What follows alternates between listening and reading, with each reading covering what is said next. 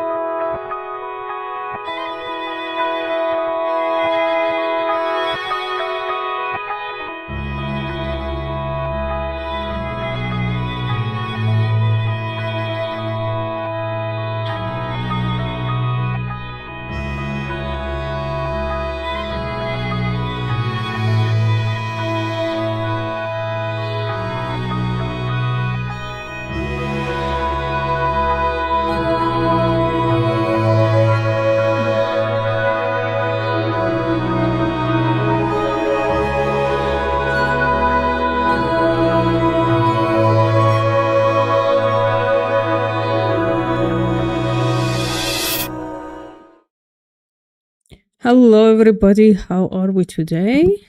Quite a few live streams going at once.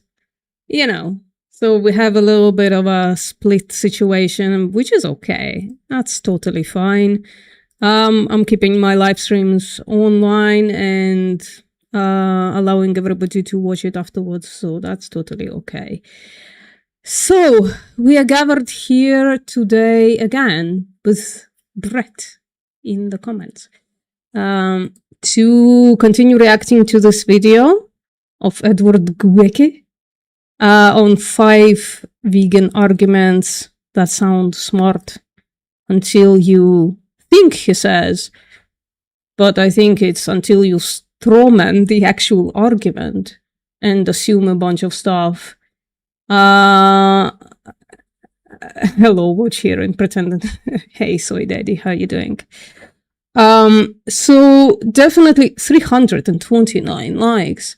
329 people thought Edward did something successful here.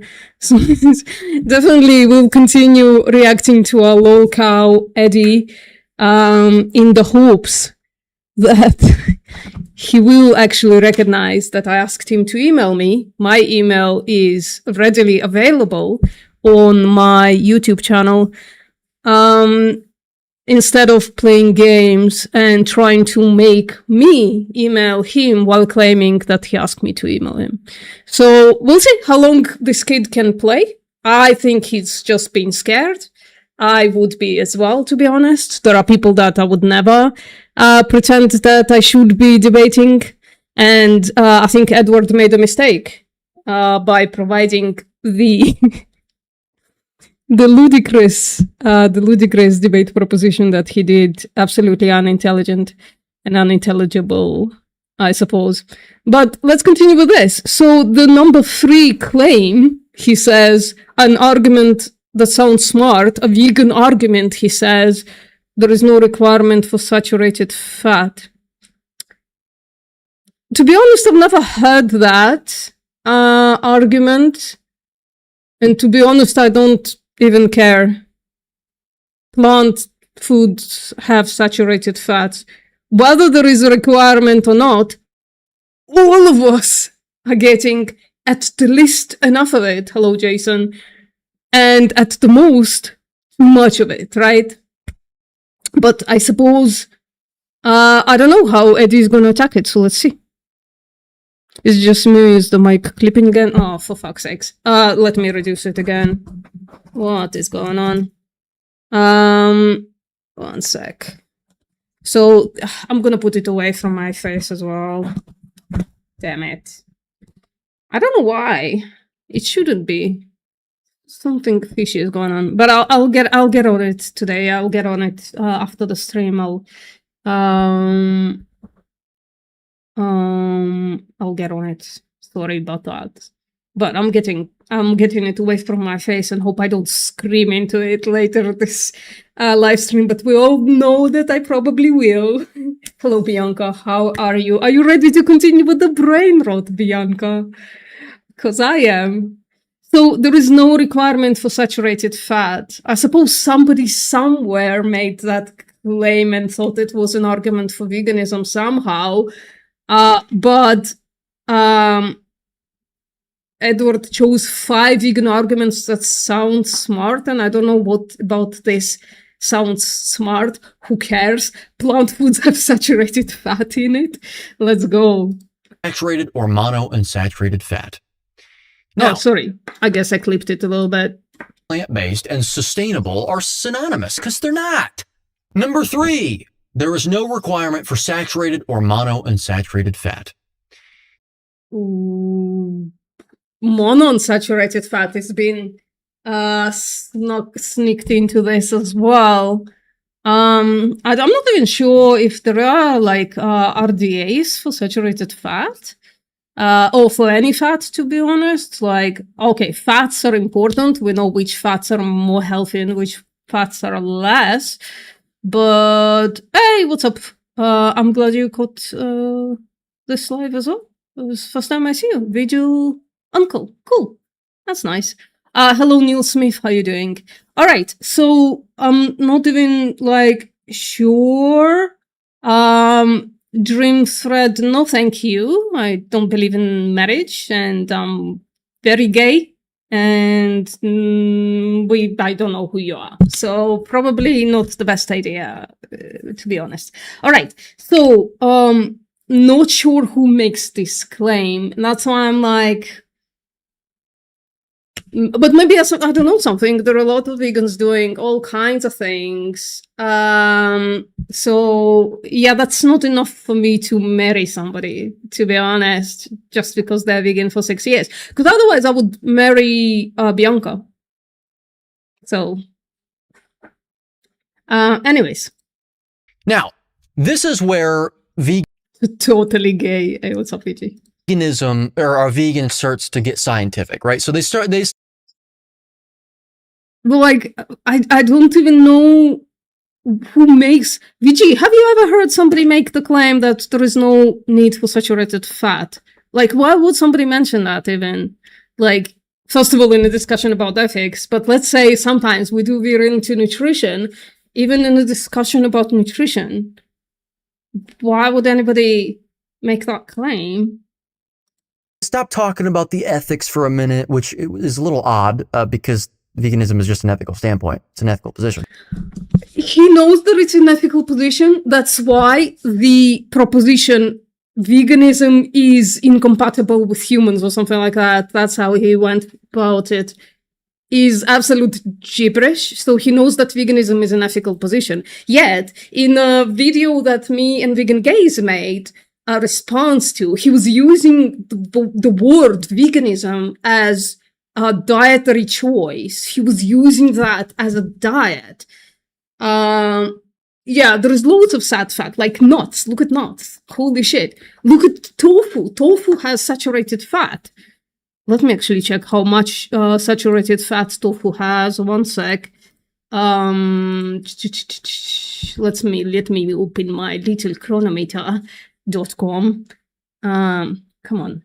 Lately it's been loading like for like an hour. I don't know why. It's been like not very loading, but I'm pretty sure that all plant foods that have fat in them, first of all, and like all of them, or at least like a lot of them, have saturated fat. So tofu, let's choose the one that I love the most, no silken cooked firm, and let's go for 200 grams because that's like the thing that I eat. Let me put it on the screen for you guys right there. Hope I'm not doxing myself because this is from the personal account. So saturated fats, 2.1 grams. In fact, there you go. And it has omega-3s, 0.4, so very low in omega-3s. Very high in omega-6s, 3.8, but that's okay because omega-6s are actually a required nutrient, right? Without omega-6, you would die. And then saturated fat, 2.1 grams. So why on earth would anybody even have this discussion? It's baffling. Yeah, there's some in olives. There's a lot in olives. There's loads of it in the plant-based diet. Why would anybody say that? And then he sneaked in monounsaturated fat as well. I don't know why. That's also fucking ubiquitous in a plant-based diet. Tofu is extremely low compared with other plant-based staples. Sure, but I don't know. It doesn't matter. Like, it doesn't matter. It exists. So, like, why would a vegan even have a discussion about this? Now, the claim that I have heard that too much saturated fat is detrimental to health. It increases the risk over a certain amount, the risk of rising LDL, and LDL is associated causes atherosclerotic cardiovascular disease. So just seems like a straw man. Maybe I'm wrong. Maybe there is like a screenshot from Twitter somewhere, some vegan claiming saturated fat is not required. Who gives a shit? So that's why it's becoming boring to react to Eddie. And I'm like, okay, maybe you're right, but who gives a shit? It's like, none of this matters. They stop talking about that, and then they start to sort of play on your level. They're like, oh, because you guys keep mentioning you keep, I'm gonna die if I don't eat animal products. And so we are forced basically to get dragged into nutrition. And by the way, probably justifiably so, because that's one of the things that you do once you become vegan, right? You adopt an ethical stance, and the application of that stance is mostly dietary. So we have no fucking choice but to talk about nutrition. So, like, it's not like we all of a sudden abandon it. We abandon it because you fucking make us to do so. Because you keep claiming that a vegan or a plant-based diet is incompatible with humans. Because I bet that's what you've meant, Eddie, with your silly debate proposition. Okay, we can play the science game. Cute, but no, sorry. This argument falls apart biochemically. Okay? Oh god, we're gonna go into fucking mechanisms. Let's go. Yes, it is technically true, absolutely, that there is no... Conceded. You fucking conceded the point. Right there, Eddie. So what else is there to say? Except for mechanisms, though. Oh, I keep yelling into the microphone. I'm so sorry. I remember years ago an ex-vegan video where they started living off-grid, still with internet though, yeah, and said they need to eat animals because they couldn't grow plants. Fat sources? Big lol. Literally, like, if olive literally grows in fucking deserts. No, I personally find olives unconvincing as tasty food. Once in a while, when they're prepared in a very specific way. But shitload of fucking plant sources out there. He doesn't play the science game, yeah. No defined dietary requirement for saturated or monounsaturated. So the strawman argument was correct. I love it when they consent right out of the gate. Love it. Treated fat. That is a fact. But there's a glaring issue here. There's a glaring error. Oh, I don't know if that's up VG's alley, to be honest. I emailed the proposition Soy Daddy to a couple of people. I hope somebody picks it up. But, for instance, I DM'd to Matthew Nagra, and he said, no, the B12 dumbass is not willing to debate Matthew Nagra. So, which is like, oh, fair. No, not you specifically, with like a bunch of people, but I don't know why he wouldn't debate Matthew Nagra, a person that is obviously going to be the most knowledgeable about B12. Wouldn't you want to choose a proponent that is the most knowledgeable? Maybe not Eddie, because now he knows that I'm knowledgeable. But no, I'm keep fucking with you. Like, I have no idea why Eddie is being a PC child and like not emailing me. I have no idea. Take it or leave it. Like, I can debate him or I can just like continue laughing at him. I'm just fine with both. It's whatever.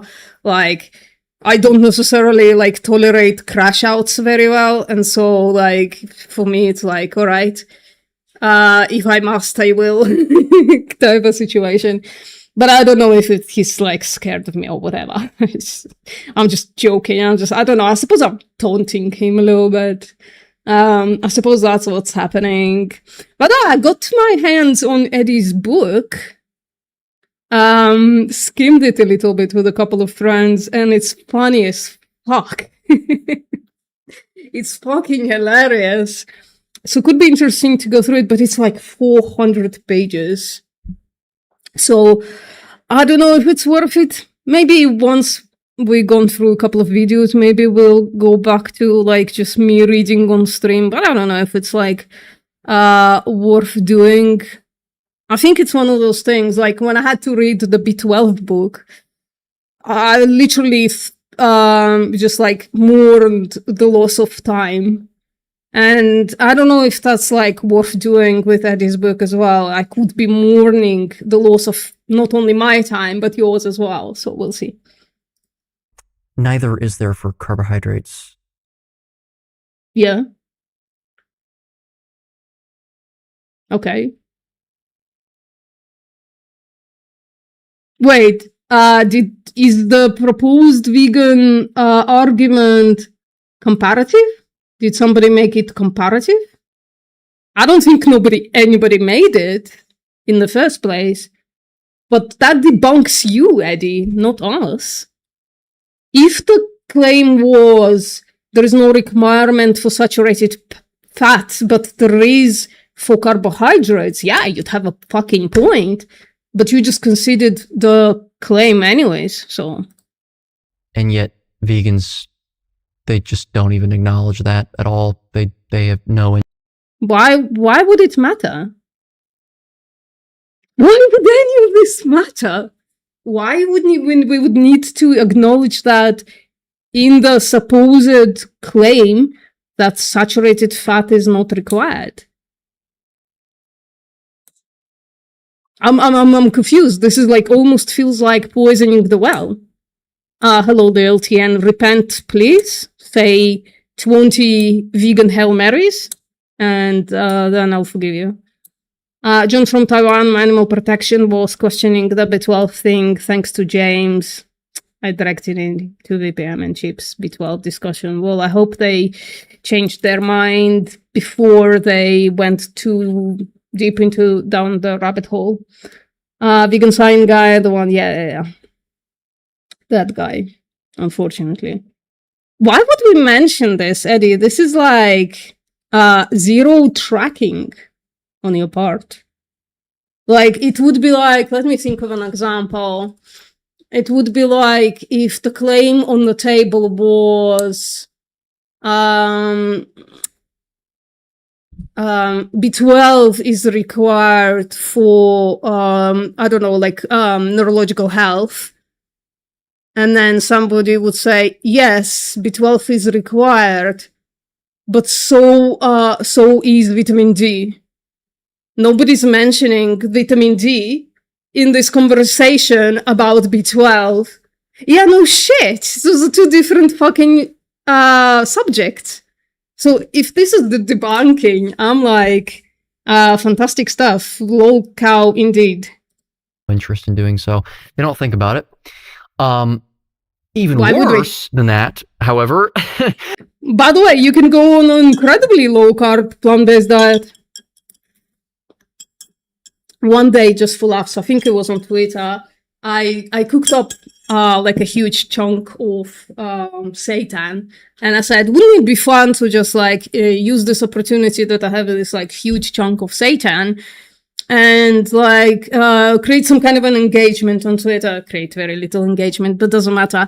But I said, I'm just going on a plant-based carnivore diet because I washed away all the starch and the only thing that is left in there is protein, right?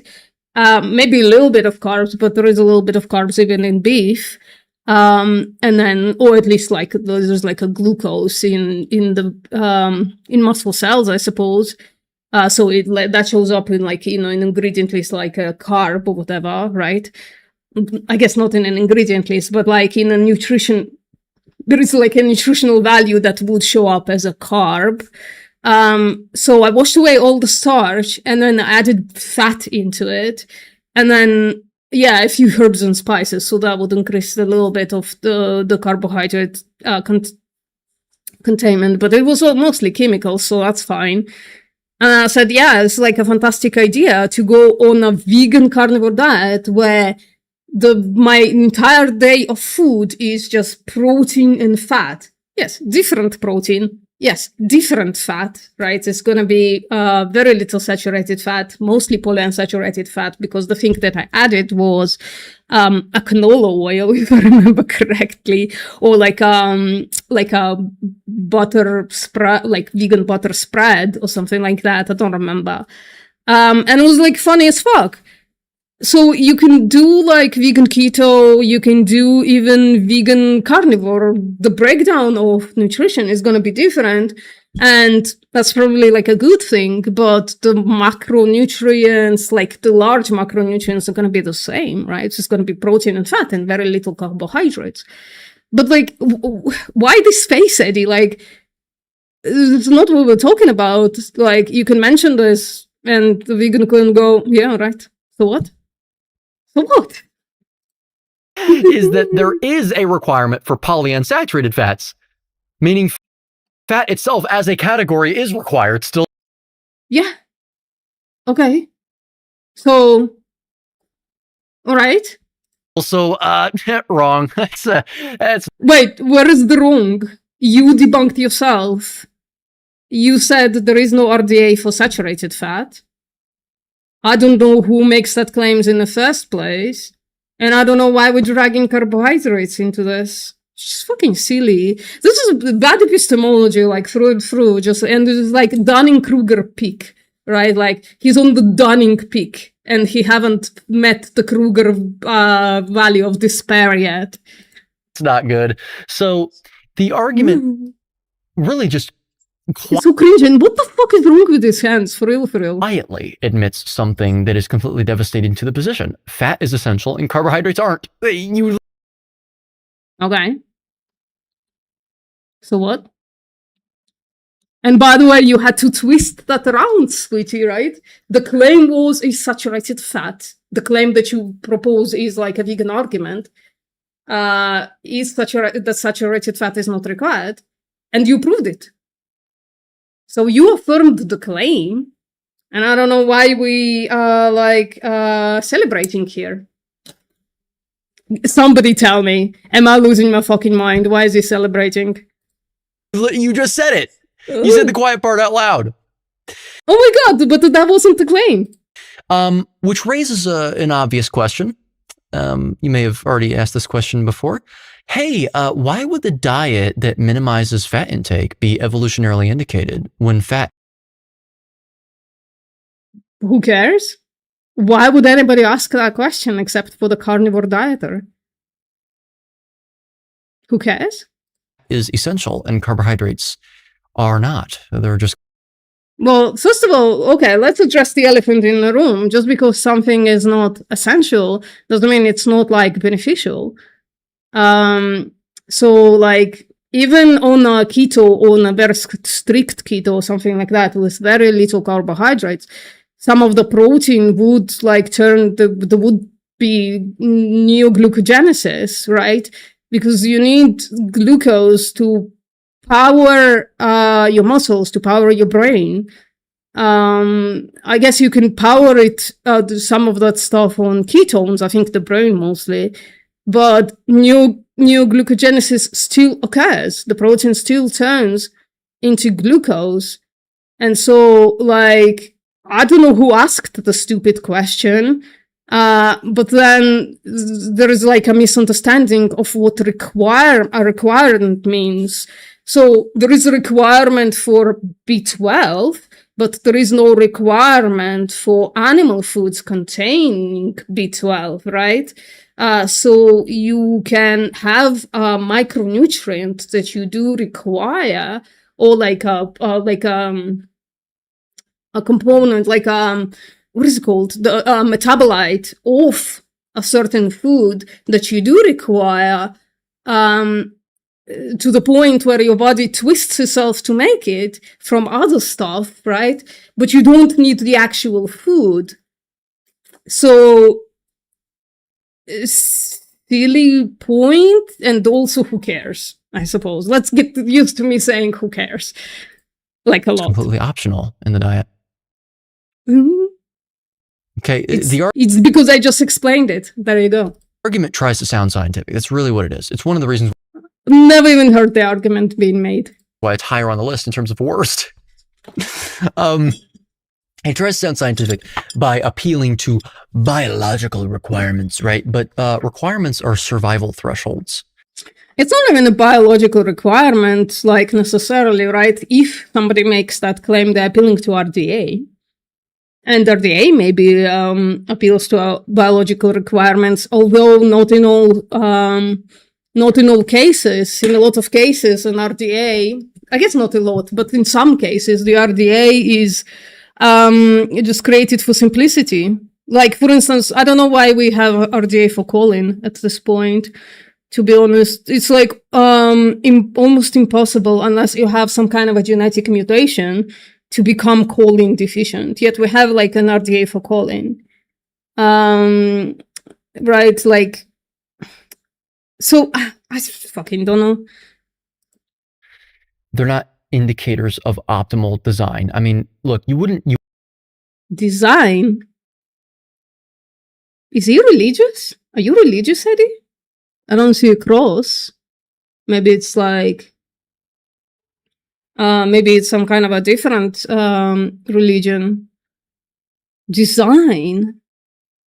Somebody who says evolution and design in the same video is just celebrating, unfortunately. Nobody designed us, Eddie. We are not designed. Biological organisms like us have evolved. We're not designed. Maybe he means it colloquially somehow, but it always like brings me back to like religious debates. It just like triggers a thing in me. Wait, what was the claim? appealing to biological requirements, right? But requirements are survival thresholds. Requirements are survival thresholds. I don't think that's true in case of RDA. I think they have an upper and lower limit in some things, right? Like in most things. So they have a range.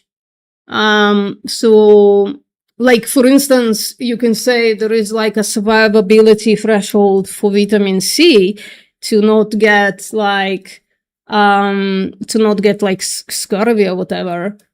But the RDA is higher than that, so it's definitely not true in case of some micronutrients. So that's bullshit. Domesticated animals are an example of an intelligent design. I mean, here's the thing. I wouldn't say that it's not intelligent. It's intelligent for the purpose, right? The purpose is abhorrent ethically, but for the purpose, it's very intelligently. They're very intelligently designed. Like a dairy cow is designed to give as much milk as possible for as long as possible. And since the people who designed that's what they wanted, then they reached their goal. They worked hard on it. I don't know what else to say. Morally abhorrent, but I don't know if it's unintelligent. They're not indicators of optimal design. I mean, look. Optimal design. What would that mean? Optimal design. I guess maybe he means by design, he means like designing nutrition. Maybe he doesn't mean a body. I don't know. Look, you wouldn't say to someone on the street, hey, you know, socializing isn't required for human survival. Did you know that? You don't actually need you don't need socialization to survive. And then expect them to be like, oh, so therefore I just shouldn't be socializing then. Such an irrelevant point when saturated fat exists in plant-based diets. Just like silly. But also that's, I just really would depend, like I would really love to see the vegan who made that point just elaborating on it, right? Like I, for instance, unlike Eddie, would question a vegan like that, where why are they even saying it? What do they mean by certain things? But Eddie just like straight up just goes boulders in, assuming, but also debunking himself in the first 2 minutes of this response. Optimal design, that sounds like an eugenics dog whistle. Maybe, but maybe what he means by it is like a design of a diet. So I don't know what he means. Like what?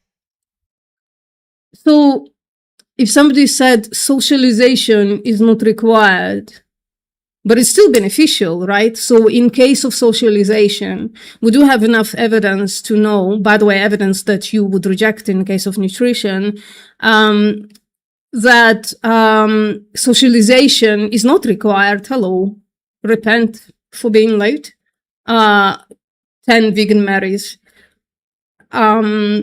So socialization is not required for survival, for human survival, but it is beneficial.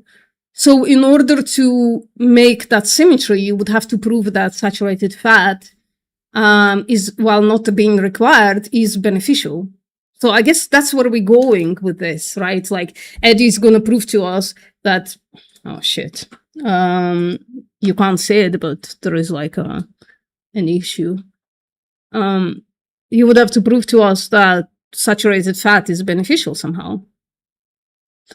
Has Eddie ever once mentioned an antagonistic paratropy? I don't think so. All of his stuff is stupid, so like, not necessarily stupid, but if it's not stupid, then it's irrelevant to the conversation. So, like this example, if he doesn't cash it out into saturated fat is beneficial and then proving that point, he lost twice on this point, actually, since he already, you're lately duly haven't seen, but he actually affirmed the proposition. The proposition was, or the argument, supposed argument that a vegan made somewhere was there is no requirement for saturated fat. And then in the first 2 minutes, he said, there is no requirement for saturated fat. Or, oh, well, that means that it's totally okay if for some reason I just stop socializing. It's like, no. Once again, non-requirement doesn't equal non-importance. I say once again because I just covered this in a few other videos I've done already on this topic. I'll link those in the top right corner of the screen. The 5 worst carnivore arguments, the 5 best carnivore arguments. Ooh, can we find the next thing? These carnivore arguments need to die. 5 arguments vegans can't answer. Ooh, man, we are getting fed for the next couple of weeks. We are getting fed, guys. We found our next video to react to, I think. Let me just put that away for a second. And I think these carnivore arguments need to die. It could be also interesting, although I would probably say it's going to be boring because it would be trivial. Probably. We'll see. To be honest, I think I'm entertaining enough to, even if it's boring, to continue entertain. These videos are important. Are important because they get to broader points about how to actually argue. Okay. Well, so far you affirmed the contradiction. You affirmed the proposition in the first 2 minutes, so you don't know how to argue, Eddie. Because you said there is actually no requirement for saturated fat in the first 2 minutes of this discussion. So you lost the debate, man. So false, trivial, unintelligible, for real. Anyway, yeah, moral of the story here, no pun intended. This is funny. The argument collapses under its own logic. Just that. What do you mean? You affirmed it. You affirmed the argument. Are you noticing a pattern? Wait, is he actually not gonna say, yes, saturated fat is beneficial, here is why? Is he actually gonna fucking drop it? That's funny. Here. About the vegan arguments, how they collapse, how they fail, how they fall Where you affirmed it. apart. Isn't it funny that he's like, you know, we gotta open it. So, images. So, can we open it like real big? There you go. Oof, oof, oof. Okay, well, that's the best we can do, I suppose. So, peak. That's what it is. Peak Mount Stupid. Because you affirmed it, and now you are celebrating in your fucking smugness that the argument is bad when you affirmed it. Damn. I won't tell you. Anyway, not yet. Ooh. Number 2, people who eat more plants are healthier and have lower There is an association in the literature, sure. disease rates. This... Ugh. Oh, it would require for you to actually read nutritional literature. Oh my god. This is classic nutrition epidemiology. This is... Yeah, so you have to deny science. Let's call it what it is. You have to deny science in order to make this argument go away. And by the way, again, this is not an argument for veganism. It's just like us being dragged into the nutrition conversation and getting affirmed by nutrition science. it's pseudoscience. Every time... No, it's actual science. What's the evidence for it being pseudoscience? It follows the scientific consensus. Therefore, it's science. time the argument is made, the same question is ignored. I'm falling asleep talking about it, for goodness sakes. What else are these people doing, and what are they not doing? Well, the confounders are adjusted for, whereas your claim, Eddie, the confounders are not adjusted for. So this is a thing that I wanted to do for a while now. Let me real quick open like a paint bucket or something. There you go.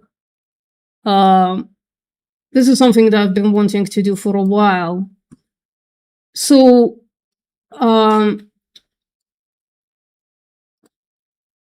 here is the, can I copy both of those? No, paint is very like, should have opened the fucking, Photoshop or something. So, the claim of the carnivore dieters is a distortion of evolution, right? They're making the claim at some point in time, and that's the point where we like became human or whatever, and that's the point where we need to strive to. People were eating like a lot of meat, right? Jesus. Okay. And let me just like add time right there on the bottom, right? So at some point, people were eating a lot of meat. And now, right, like, let's just like draw something like that. Now we eat way less meat, and they would claim, right, like we eat less meat than our ancestors. But then, if we correlate that, because that's all it is, right? It's a correlation with another axis of on this side we have health. So at that time in the past, health was really fucking shit. People, children would die at birth at like an alarming rate of like 50 to whatever percent. And other people would survive very sparsely, right? Like, so like really survival of the fittest, truly. And as the time passed, we are actually, both our survivability and health is greater. The only thing that changes, right, that at some point we have health issues that used to be not a problem in the past because they would die so early, right? Like if I replace this with longevity, maybe I should have done 2 of those. Let's write longevity. Maybe I should have done this separately, to be honest, but that's okay. Let's like just like put it like right there. So health and longevity were very low. And then at some point, right, there is like a cutoff where in time our longevity went up. Our health issues that were in the past have gone almost disappeared, right? But now we have like different health issues that are related to longevity, right? So I should have done another graph, but that's okay. Now, someone like Eddie would say, well, there are a bunch of stuff, right? Like, again, they were like dying young, no healthcare, healthcare. They would say no other correlates, I don't know, like infections and shit like that.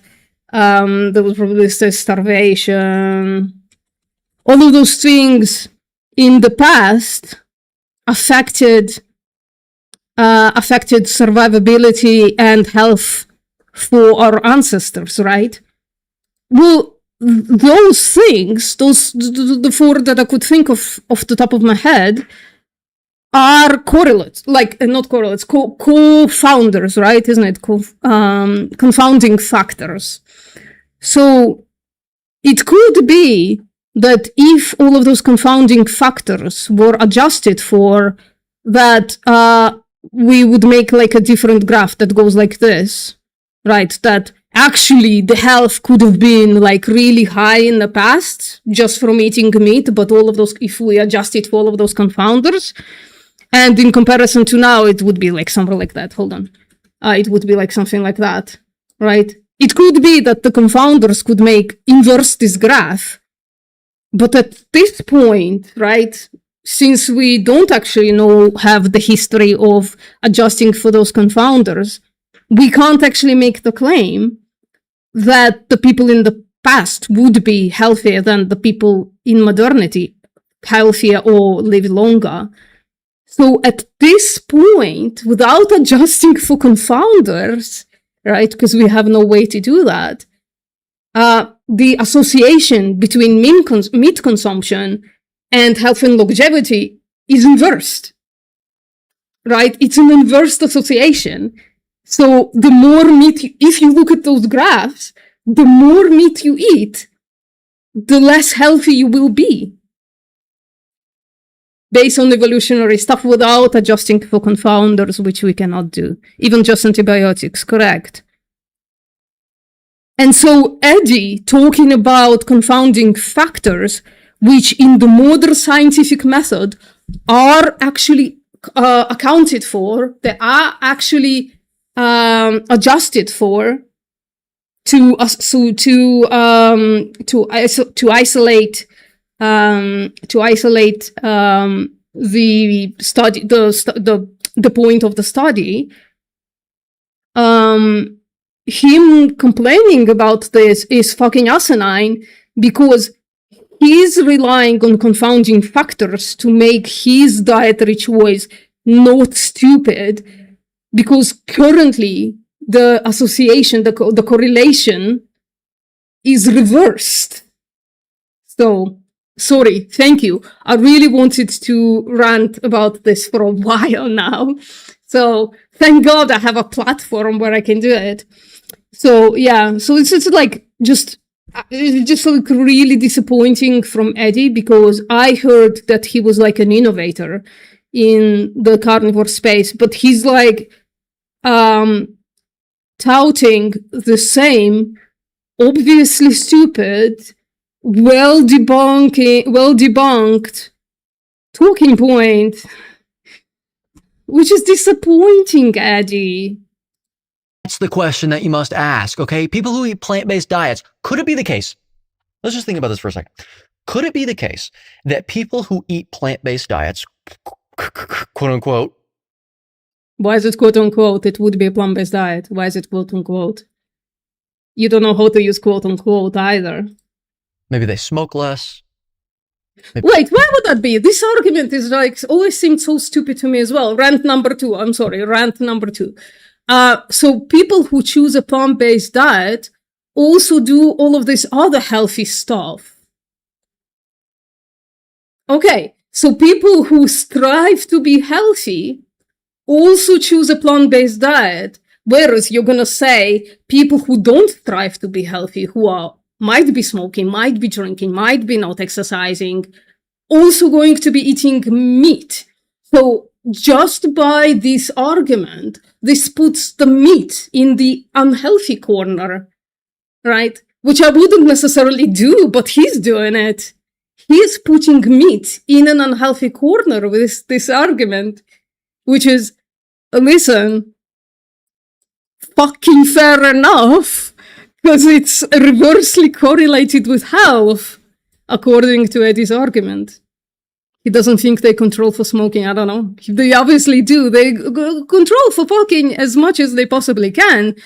Like, even in the study that I coordinate, we ask those basic things, and it has absolutely fucking nothing to do with, it's just like, we've proved many times over that there is no like association between, for instance, smoking and what we are studying. Well, the lab, and I'm coordinating it, right? Hey, what's up? We are reacting to Edward Goeke, who is a carnivore dieter, and he's making silly claims, and we're reacting to him. Maybe they drink less. Maybe they exercise more. See? He's doing it. Sleep more. Oh, damn. Maybe they're wealthy. By the way, let me fucking debunk all of that with my personal anecdote. So I went, let's call it plant-based, just for this, just to create the symmetry. I went plant-based 11 years ago. I was overweight, drinking a lot of alcohol every single day, smoking, and definitely not exercising. Holy shit, I barely moved. So there you go, debunked. That's an overlooked one. So they have better healthcare access, right? Yeah, I did have that, but I didn't use it. I didn't need healthcare back then. I do need now. Maybe they Getting old fucking sucks, guys. Don't do it. Especially getting old with my genetics. It's crazy. avoid ultra-processed foods. Again, you're putting the plant-based diet in the healthy corner, and you're gonna put meat in the unhealthy corner. So why are you doing that? I'm just shooting there, man. I'm just shooting some ideas out, right? All the things that are adjusted for. Right? Duh, obviously, okay? So why do healthy people choose a plant-based diet, Eddie?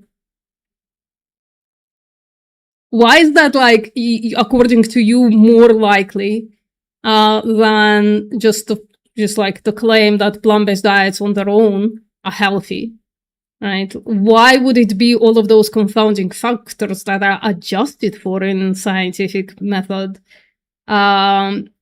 would be the things that make vegans or plant-based dieters healthier, and not the plant-based diet itself?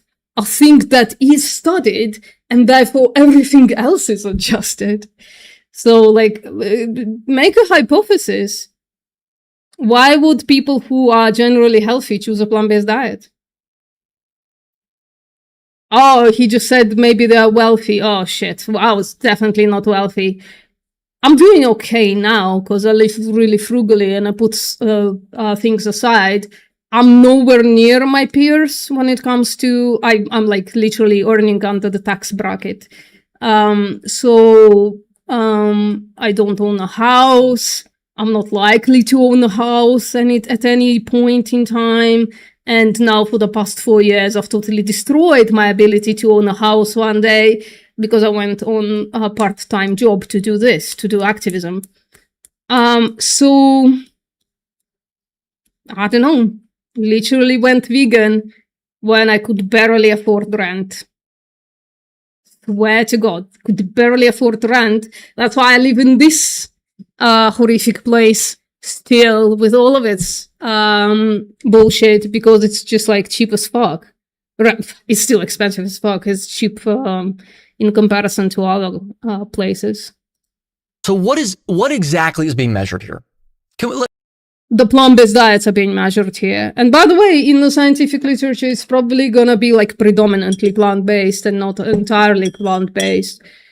So yeah, you know, I don't even know.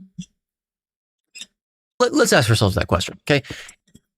Again, what's measured is the plant-based diets. That's why they're adjusting for all the confounders.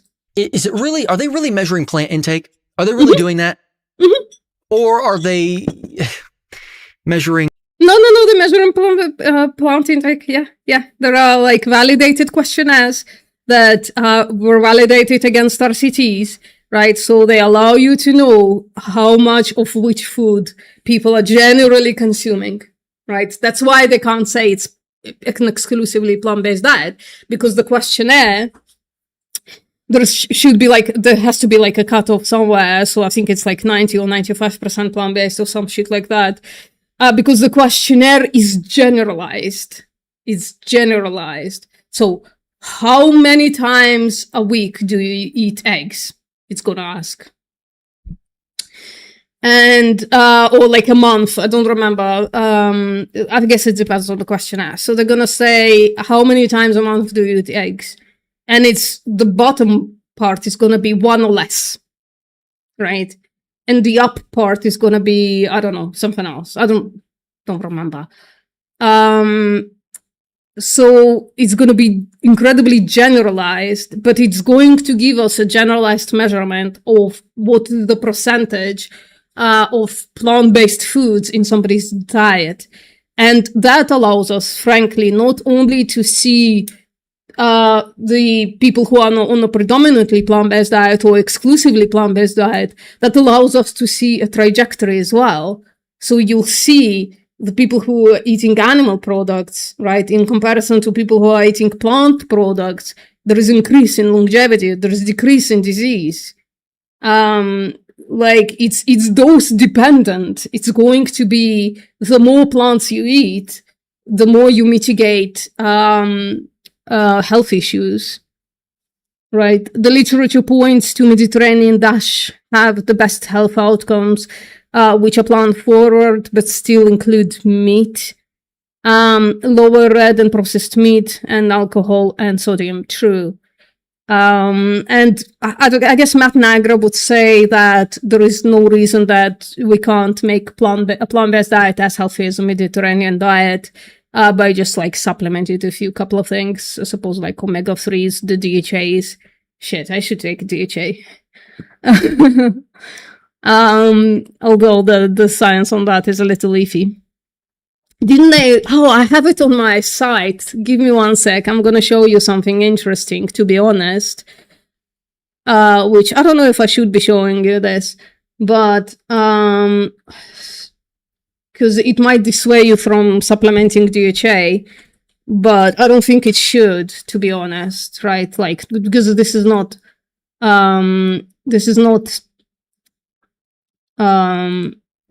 like infinite, like definitive is the word I'm looking for.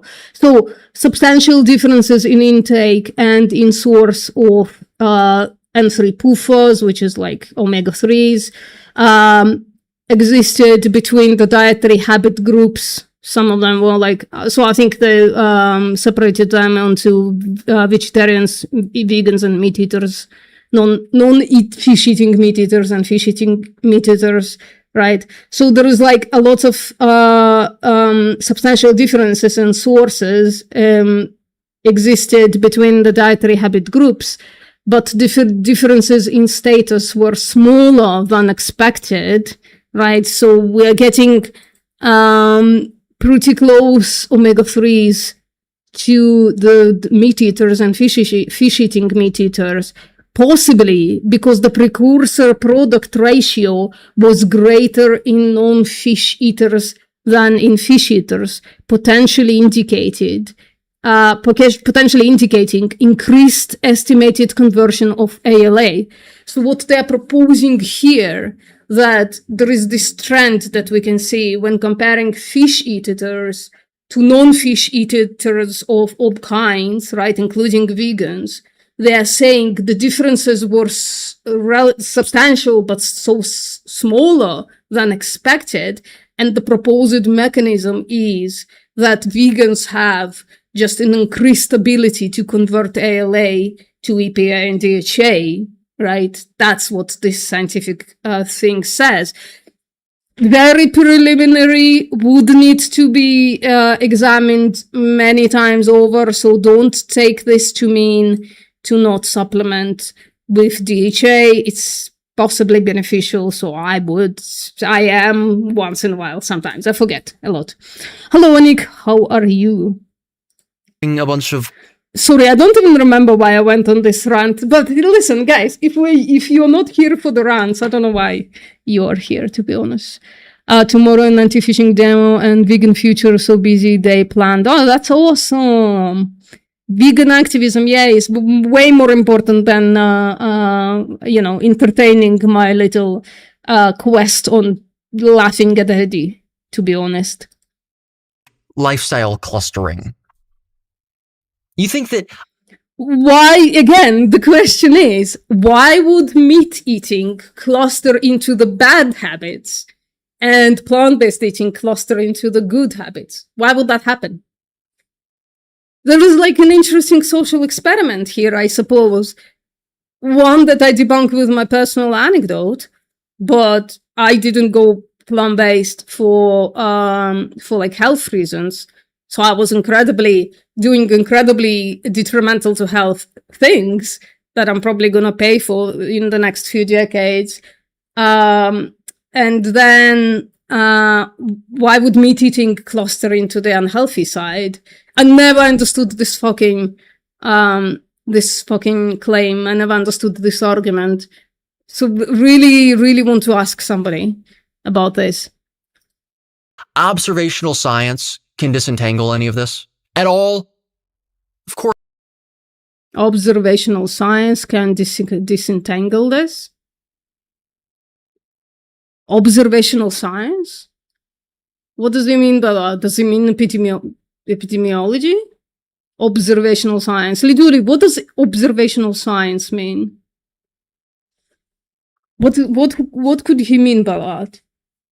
Because the similar levels of evidence that exercise good, smoking bad, alcohol bad, are good evidence. Oh, yeah. Oh, that's why. The evidence is incredibly similar. That's true, Liduli. That's a good idea. So the evidence of meat equals bad and smoking equals bad, they're not on the same level, right? Smoking is obviously way more detrimental to health than meat, and the dose response is way lower in the long run, right? But the evidence is from the same scientific method, from the same area of science, I suppose. But plants good and red meat bad is bad evidence, yeah, because conspiracy. True. Of course not. I just did look. I can wait, hold on.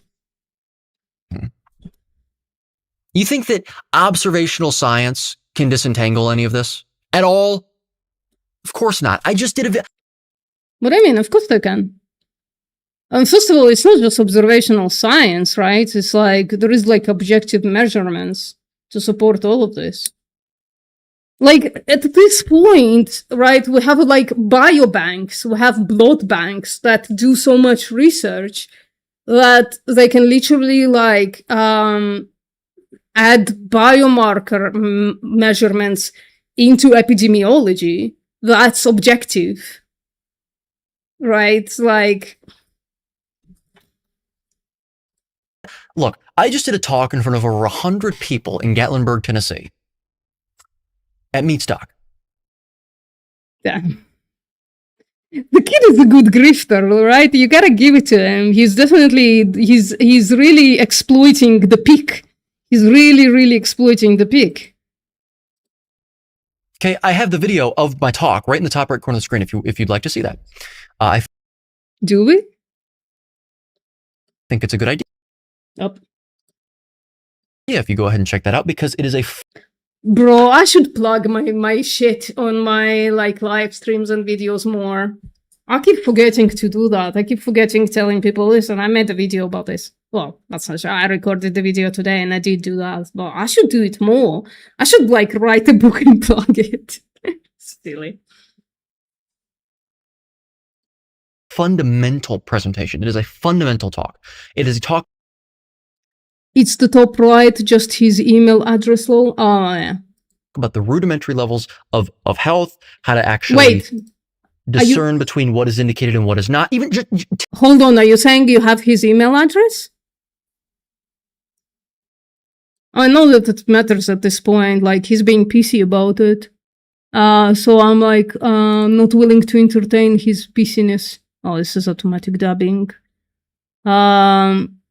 He doesn't have his email here. If you go to his thing, that's how I try to find it, right? Like, usually if you go like this to my channel, oh, he does have an email address. Holy shit. He put it back. He put it in there. Because the first time I looked, oh, Jesus Christ, bro. She's fucking bosses. Very funny. Oh, she's fucking... all right. He did put it back. All right, let's email him. Oh, for the love of God. Oh, that's not a crosswalk. That's a crosswalk. That's a crosswalk. That's not a crosswalk. Okay. What the fuck is PM me? Is that like a real email? All right, let's email him. Yeah, okay. That's an email that we can do. Sup, dumbass. Should I start like that? Sup, dumbass. I'm not gonna do. Thanks for... I guess I'm not gonna say that either, because he's gonna cope about it. So, hey, so when are you available to debate the proposition that you put forth? Please account for... well, what am I doing?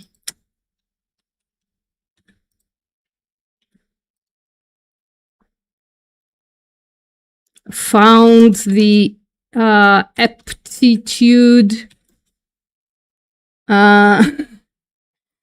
Is aptitude to find your email. Thanks for making it available. Please account for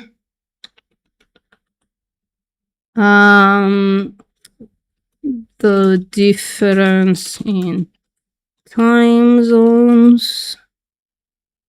I am available at, let's just say something like 10 a.m. GMT, I suppose, 10 a.m. to, let's say 8 p.m. 8 p.m. GMT is way late for me. So let's say 6 p.m. GMT also account for the fact that we'll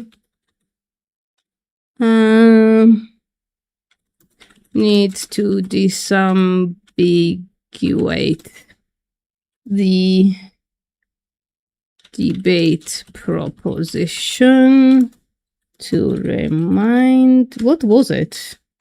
It was, let's see. How am I gonna find the debate proposition now? Oh shit, it's probably in my studio. Because when creators write to you, it gives you like a special notification. Policy, what?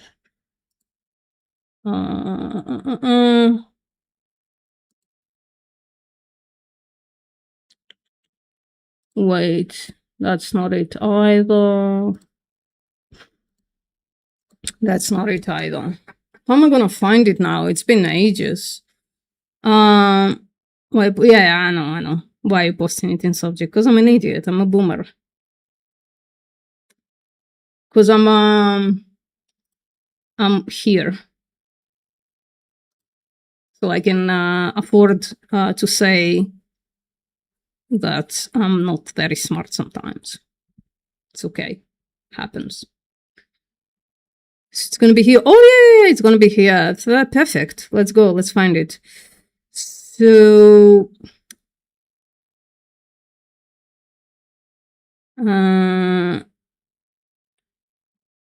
oh, he found VG. If you're still here, he found the video. What do you mean? Why not? There's nothing here. It's just like YouTube Streamlabs, whatever. It's fine. It's my VPN account, so it's fine. There's nothing here.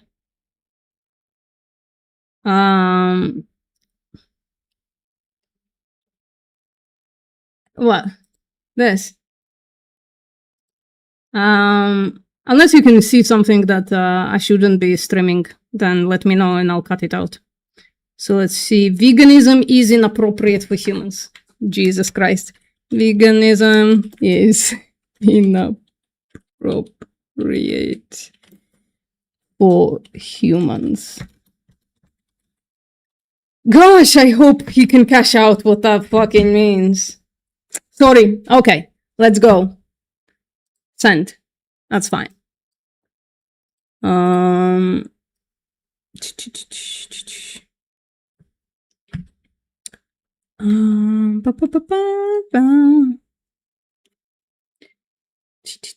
Okay, let's continue.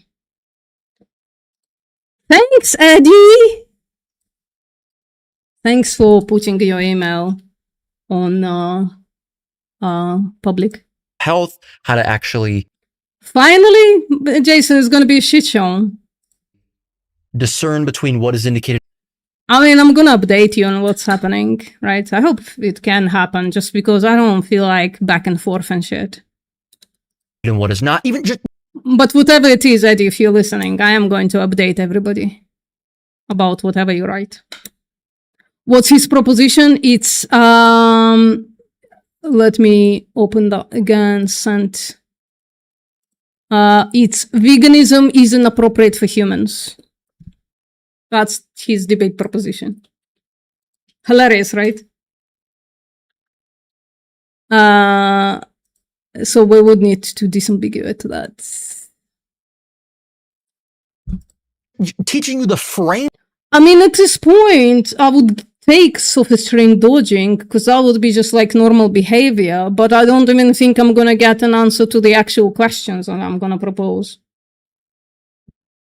If he makes a video about a claim that vegans supposedly make, affirms that claim in the first couple of minutes, and then celebrates making other claims, unrelated claims,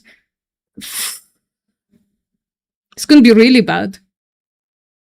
Behavior in alignment with avoiding actions and practices which avoid animal exploitation is inappropriate for humans. Yeah, I suppose he could like cash it out into something like humans should like it's inappropriate for humans to feel this much empathy or to be this logically consistent or something like that. Maybe. Hello, Aaron. Framing.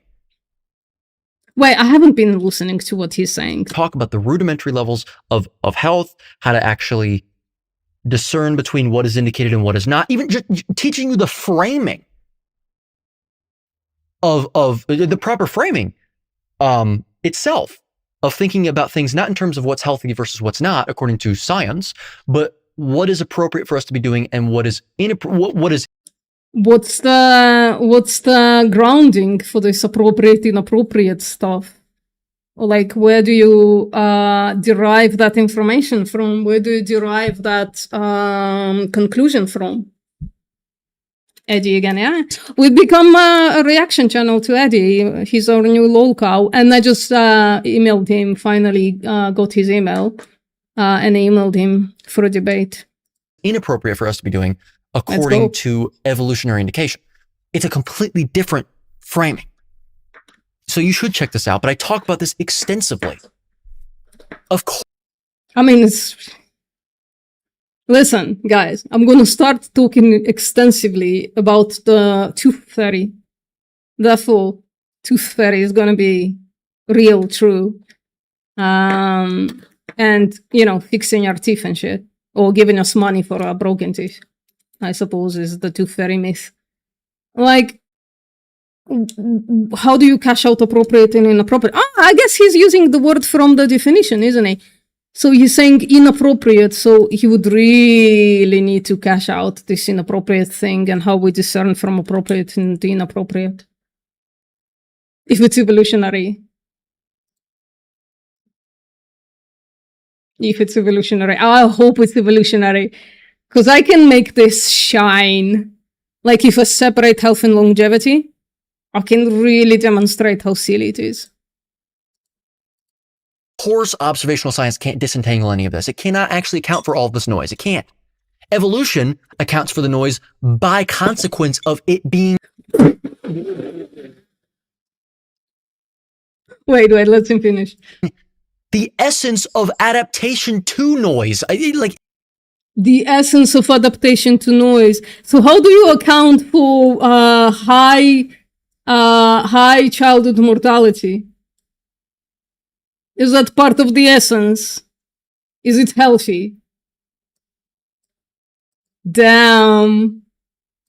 That is why it's superior. Not really.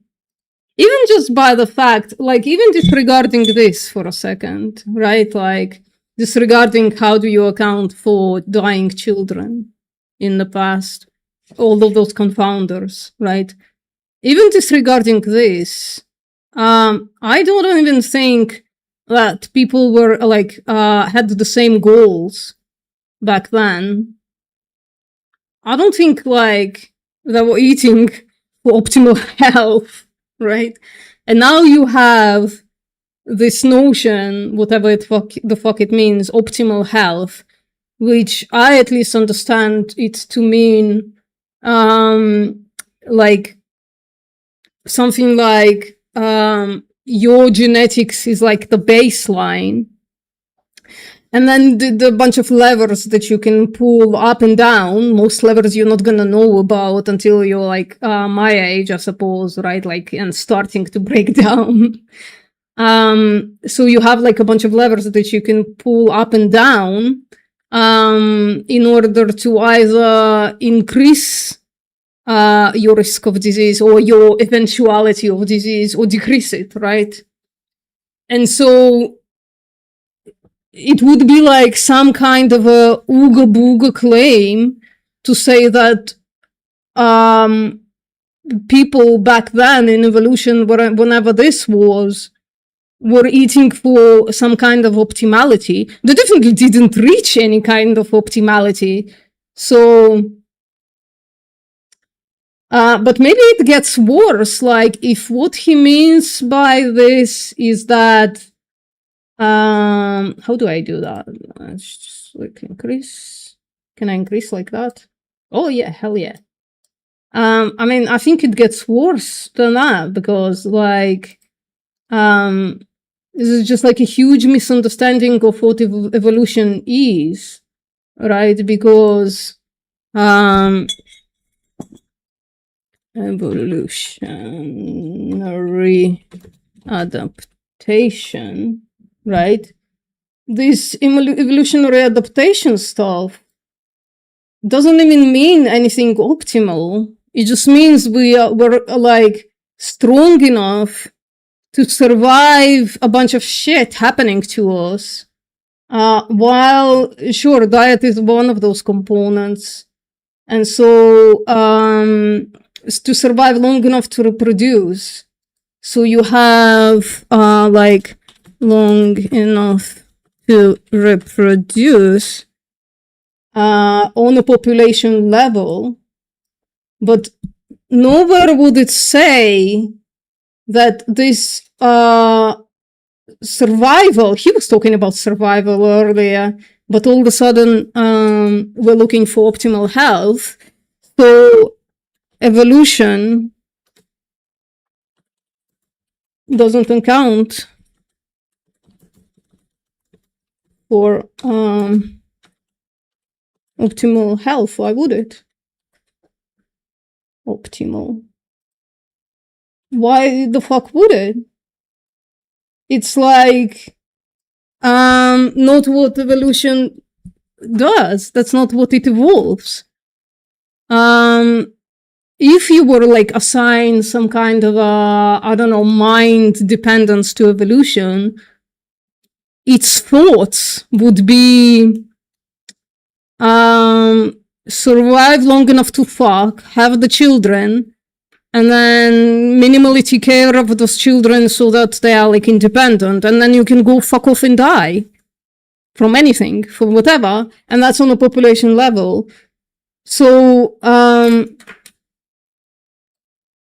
doesn't account for optimal health. And another thing is it's also we are arguably not part of the natural selection process anymore. So it's like doesn't even apply to us in several ways. It doesn't apply to us in the 21st century. Like, is he claiming, like, for instance, would he claim that if we don't revert to evolutionary pattern, we would lose our health and longevity? Like, if we didn't start eating whatever this was, 70-80% meat, if we didn't start eating like this again, would the human population die out? I highly suspect that no, as we keep, like, our meat consumption, like, if you look at the long run, keeps dropping, right? It might, like, go up a little bit and then go back down, and then go up and go back down, right? Like, generally speaking, if you look at, like, the longest time, the trend is, like, downward, I think. Maybe it's upward, I don't know. Maybe it's upward in the past couple of decades, right? But is he making the claim that if we don't revert to there, we die out? Because that's what, like, if we give an evolution a mind independent of our, like, of, like, just like random processes, would evolution say, yeah, that's my goal for humans to remain? No, it's like, it doesn't give a shit. And I don't even think you can make that claim that the humans would die out if we didn't revert to that eating pattern. It's just like the stupidest fucking... Why? And of course, Liduli said earlier, antagonistic pleiotropy is like a huge part of this.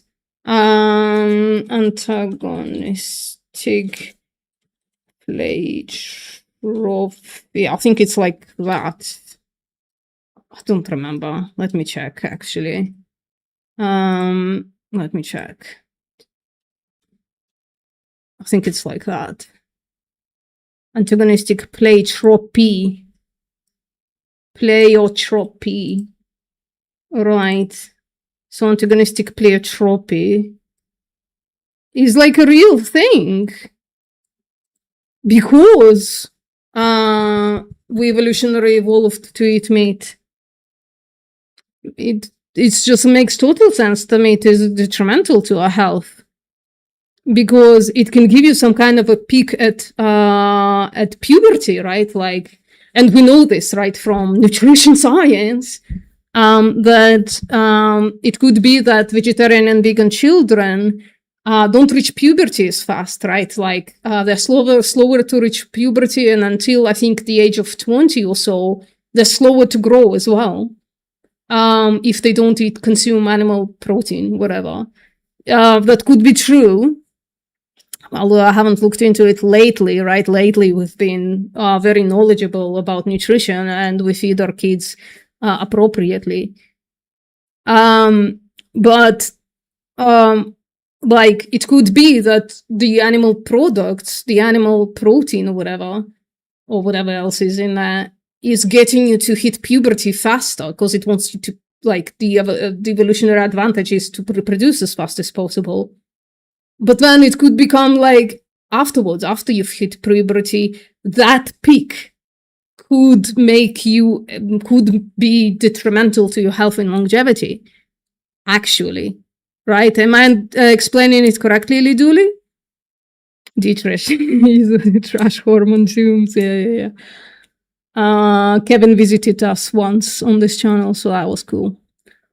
Do you think DHT is part of the evolutionary adaptation that is actually detrimental?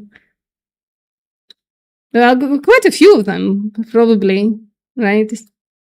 All the nonsense of evolution is like, why do we even care now? Like, if I could take a pill that increase my health and longevity, but I don't know, but like it wasn't evolutionarily, I don't know, nothing has nothing to do with evolution, I would fucking take that pill, even though it's the opposite of, in fact, yeah, I think we can make the claim, oh, I can't do that. Okay. I think we can make the claim that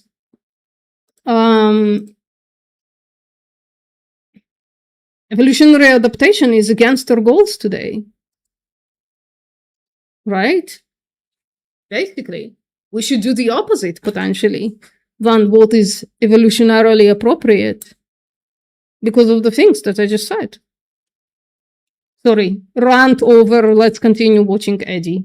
Not explaining any of this. And why?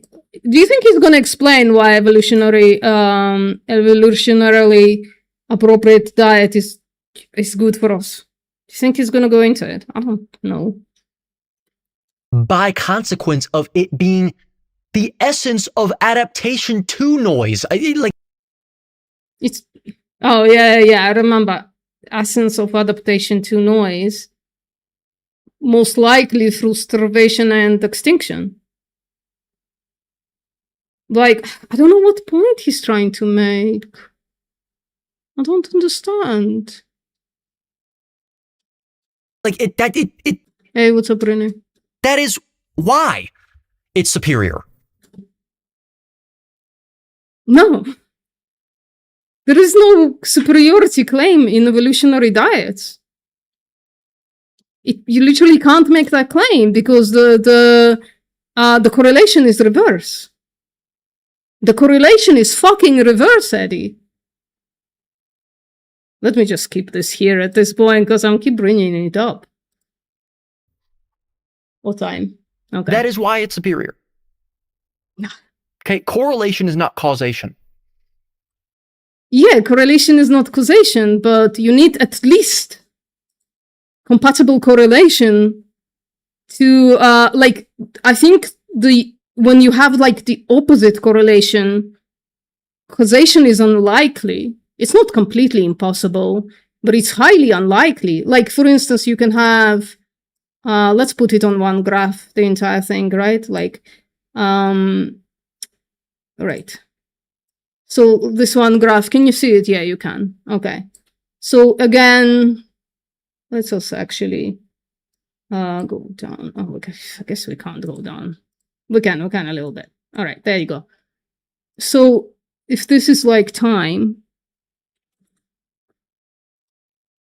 and these are all the other markers, right? So let's say you have a decrease in eating meat. Sorry, let's choose a different color. You have like a decrease in eating meat. This is meat consumption. Ugh. Let's just do this. Doesn't matter if it's parabolic or not. That's like meat. And then you have health. Let's take a different color. Gone way up with time, right?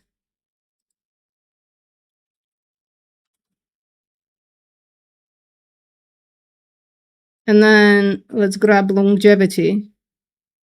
Okay. And then let's grab longevity. Also went up by like a huge amount, right? So like health like has a little dip because of longevity. And then that's longevity, right? And then you can say, well, listen, all of those mitigations. So it could be that this point can be brought up, those two things can be brought up to being almost the same or even like decreasing if you adjust for all of the stuff, right? Like if you say that's like if you put dying young, right, you adjust for it. And then you adjust for no healthcare. Sorry. Stupid baby. And then you adjust for no healthcare. And then I don't know how to put adjustment on a fucking chart like this. And then you adjust for infections and for starvation, and you say all of those confounders would have brought longevity way higher if they didn't exist, right? And you could create this chart based on all of this, saying something like, well, instead of health and longevity being like this, it's actually like this, just like a tiny bit, because it probably can't do like a huge amount, right? Like this, right? So that's new health and longevity right there. And they're going down from back then when we used to eat a shitload of meat to now. They're going down a little bit. Maybe. But it's less likely if the correlation is reversed, the initial correlation, than if we would have seen a graph something like, meat consumption, for fuck's sakes, really rudimentary tool. Meat consumption go up, and so does longevity, and so does health, right? If that was a correlative graph, then you would have a higher chance reaching causation than the inverse correlation. I don't know. Guys, put one in the chat if you understood what I just said. The Inuits don't get as old either. Why we're still on high meat consumption graphs? Not everyone was an Inuit. Yeah, I suppose. I don't know. That doesn't even fucking matter, right? Like, that doesn't... if I take their claim on face value, it just doesn't make sense. It just doesn't make sense. Eddie's doesn't make sense, Eddie. I do wish I could draw on his green screen. I do wish I could, like, just, like, draw around on him, you know what I mean? Like, give me a sec. If I could do, like, I'm sorry, I'm being evil now, to be honest. Something like, I don't know, what can we do? Well, now I'm out of fucking ideas, now that I have this ability to draw in his blacked out green screen. Now I'm just thinking I shouldn't be evil. Right? Maybe we can give him jaundice, I don't know. Can give him jaundice. Maybe we can like add some text. So like Ooga Booga. Do I have text here? I don't know if I have text here. No, I just want some text. I just want to add text. Do I have an ability to add text here? Suppose not. All right. Anyways, let's not do stupid stuff. Say it with me! Wait, only Jason understood me? Damn. Shit. Correlation's not causation. And in nutrition... Well, we can reach as close to causation as we can through the scientific method by adjusting for confounders. Whereas, I'm not going to repeat myself. Often not even correlation. If it is, it's really weak. There's plenty of problems. But yeah, there is a correlation. The more plants you eat, the longer the better your health is, generally speaking, if all nutritional needs are met, right? There is a caveat. There is nuance in nutrition science, whereas in Ooga Booga, there is no nuance, I suppose. In fact, I don't think you can infer anything from it. It's social stratification. What the fuck is social stratification? Oh, he means like people who are... Okay, so he means people who work out, don't smoke, don't drink. It's socially acceptable for them to also consume more plants. So he's claiming reverse causality or something. And then they use that and they pretend like it's a biological inference. Like, this is what we ought to be eating, plant-based. Nobody is claiming like a biological inference. I don't even know what that means. Nobody's gonna claim it's evolutionary right to eat plant-based. Like, something can be not evolutionary, like not pertaining to evolution, but still be healthful, right? Like, Liduli keeps bringing up water. It's not evolutionary compatible for us to drink tap water that has been chlorinated and cleaned up and debacterialized and shit like that. And even added fluoride into it. It's beneficial to us in comparison to whatever fucking parasites we harbored in ourselves, evolutionarily speaking. Right, like the viruses and parasites and bacteria that literally made us human, mind you. You wouldn't then like make the claim that parasites are good. No, the treated water is good. Although, there is a thing in the book. He's selling a thing in the book that makes water ooga booga. So I guess he wouldn't say that tap water is good. No, true. So why does this argument fail? We're talking about why each argument fails, right? Well, I don't know what I said no, true to. It's just like... This argument fails because it treats confounded data as a strong inference. No, it's adjusted for confoundment, whereas yours isn't. Right? So let's stop pretending that your data is not confounded. It's confounded to the wazoo, to the point where you can't separate it. You'd have to, like, fucking guess how many people were born and then didn't die in childhood. Whoa, what would happen if they actually had healthcare and didn't die in childhood? Well, guess what? It's the thing that we're living now. I should have fucking died at childbirth, like when I was born. I should have fucking died. In fact, like, I almost fucking did. Right? I was born a preemie, almost died. The doctors literally told my mom to say her goodbyes, but somehow I survived anyways. And then, and now I'm like a sickly person. And I'm the example of what would happen if the people in the past, if the evolutionary Ooga Boogas had like, I don't know, childcare, like healthcare, like tap water, you know, and you should like relatively varied diet. I don't know. I remember only like eating like 5 foods or something like that as a child. Right, like including bread or whatever. And like if you could like account for that confounder, maybe you could reach some kind of a place where you could say that meat is beneficial. But holy fuck, you have like a lot of work to do, and you can't keep pretending, Eddie, that your claim is not confounded.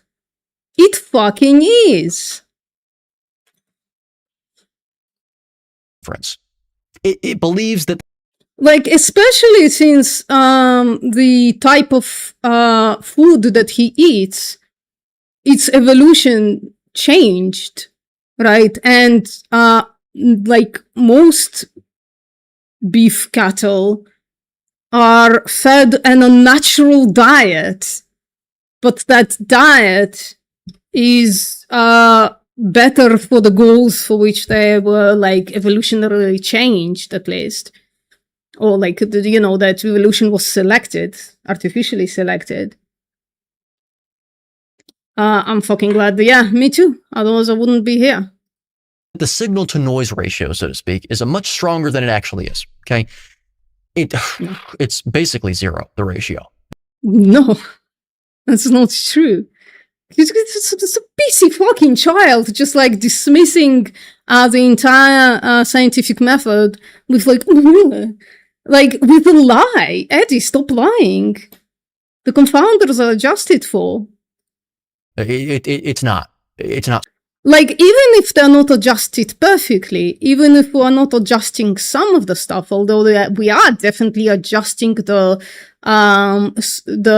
social stuff that you are claiming, right? Like the smoking, the drinking, the exercise. Definitely every nutritional, good nutritional paper is going to adjust for those confounders. It could be that still could be noise. It's probably going to be genetic noise. And the more of those, the more people you include in this project of nutritional evidence, the least genetic noise there is going to be, just by the fact of increasing the number of people.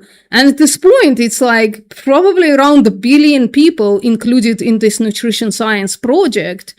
And not to speak of that we have like Mendelian randomizations, things that even adjust for that, right? Like for what it is. So in case people don't know, I think I know enough about Mendelian randomization to speak on it for like a second, although I'm definitely not an expert on it. So Mendelian randomization, my understanding is that they take a population that has like a genetic issue that separates them from the rest of the world.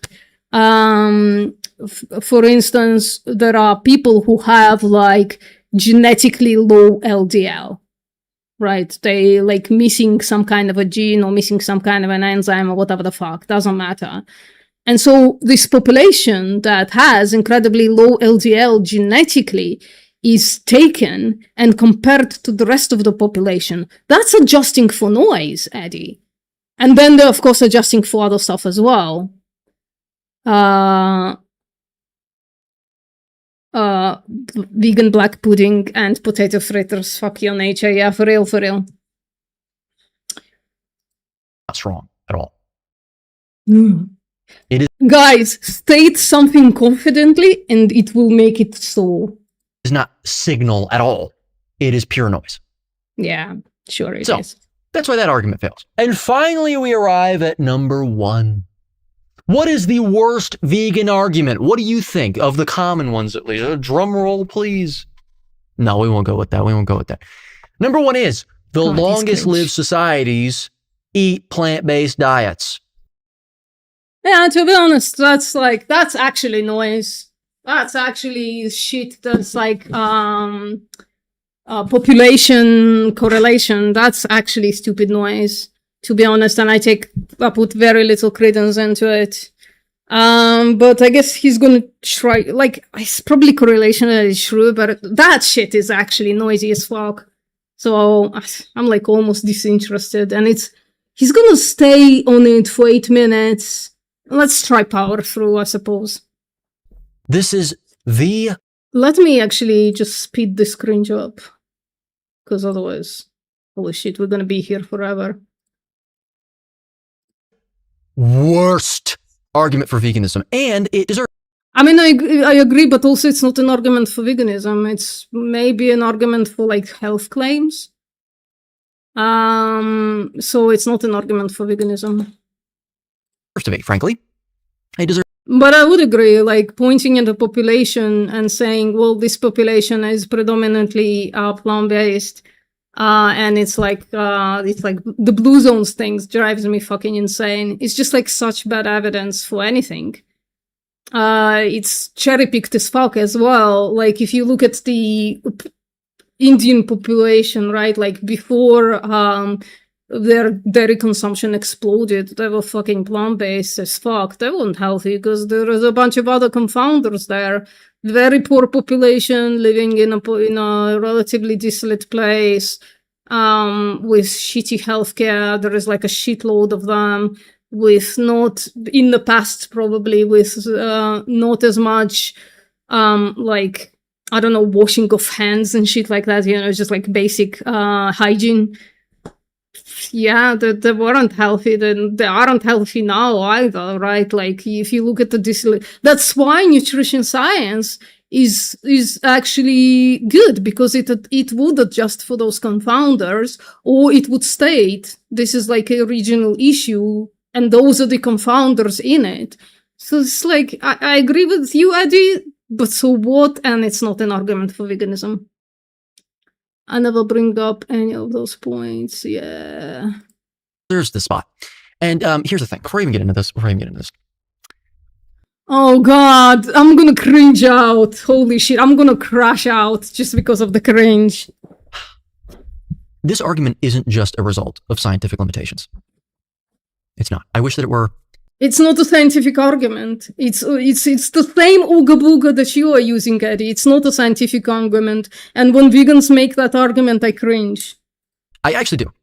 But you have to remember that the people doing this research, they're human beings. They're exactly that. They're people. Oh man, more poisoning the well. And human beings oftentimes... It's not considered to be good evidence for nutrition, though, Eddie. So both of you are cringe. The vegans who make that claim, and you, who makes an even worse claim. The evolutionary claim is even fucking worse. First of all, it disregards like 10,000 years of evolution. At fucking least. It also doesn't give us any nuance, as Tone said earlier, Soy Daddy. It doesn't give us any nuance between the separate populations, separate continents, areas where one food was more prevalent than the other and shit like that, right? It's just fucking literally can't. We can't study a past population the way we can study a very back past population where there weren't like a healthcare system that actually documents a person's like health progression, or like, you know, will get old and die. So like a person's since healthcare, a person's like entire life can be basically mapped out with all the shit they've gone through health-wise, right? We have none of that data from back then, right? So both of those arguments are absolutely fucking shit. Have conflicting agendas, ideas. You might... I mean, you don't need to fucking poison the well. It's very low. It's very low on like type of evidence, to the point where there are so many like, you know, it's completely unreliable evidence. You don't need to poison the well. Here's the thing, it's because his epistemology is so shit that he does find this argument actually convincing. That's what's happening, in my opinion. So he has to poison the well. Oh, it's the scientists. The scientists are like, not necessarily blah, blah, blah. They have like agendas and biases. No, you can say it's bad evidence for a nutritional claim and just like move on. I'd even say conflicting interests that Stupid. can influence the promulgation of these ideas and the formation of them in the first place. So keep this in mind as well as I move along here. So let's talk about this argument. People, the longest lived societies, they eat plant-based diets. Okay, it is built almost entirely on selective population sampling. Okay, it's based on food frequency questionnaires. It's based on retrospective analysis. Whoa, it's not even based on food frequency questionnaires. It's based on this ooga booga. It's just like basic graphs. The whatever the fucks are eating like mostly plant-based, they say. And then and they have like the most centenaries or whatever the fuck, the longevity, right? Like it's basically like this thing or something like that. And usually like the more plant-based diet you eat, so it's not even like on a population level, it's just like ecological data, which is stupid. We don't need, like, it can correlate with the actual nutrition science, but it's not good nutrition science, man. I wouldn't take it as evidence at all for a nutritional claim. He's not arguing against veganism, he's arguing against fully plant-based diet. Well, and badly at that, yes, I agree, but in the first two arguments that were last week, Light of Logic, were about the ethical position, I think, if I remember correctly. The first one definitely was about the ethical position. And he was arguing badly even back then. But if you missed that, I feel it was a good live stream, good enough to like rewatch. Analysis. Recall. People lie and people forget. Okay, we already know this. And it also No, actual fucking epidemiology is really good at its job and it correlates to RCTs in like 90% of the time. So he doesn't even know what evidence he's looking at. Ecological data is not done with questionnaires. They're looking on like societal trends. Silly. also is just outright myth making. It's outright. Unless he has like some kind of a specific paper that he can show that is like some kind of a epidemiology plus ecological data. Maybe. Myth making. Okay, blue zones are really what we're talking about. Let's just the elephant in the room. Blue Oh god, I so don't give a shit about the fucking blue zones. That's such a bad argument. zones. Blue zones are not evidence. They are I narratives agree. that have been constructed. That is what they are. They are Well, listen, it is evidence. It's just really bad evidence. Really terrible. narratives. Okay, so we can talk about some of these flaws, but what do they ignore? This is another flaw in and of itself. Things that they ignore. They ignore a lot of things. But what are some of the things that they ignore? Well, they ignore survivorship Yeah, they ignore lots of shit. That's why it's bad evidence. Just say that. bias. They ignore genetic bottlenecks. Okay, so some people are just going to live longer than others genetically. They're more predisposed towards that than others. What does that have to do with the genetic bottleneck? Eh?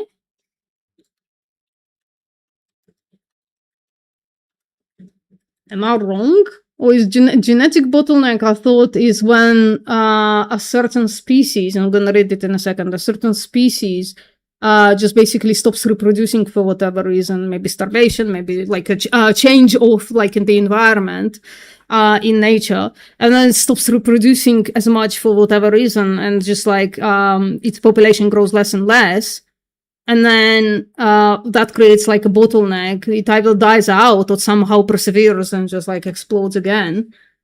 It looks like a bottleneck, right? It goes from a lot of population into very little population. So genetic bottleneck is an event that drastically reduces the size of a population, leading to significant loss of genetic diversity. So the thing that I said, but why does he use genetic bottleneck here? One of the things that they ignore, well, they ignore survivorship bias. They ignore genetic bottlenecks.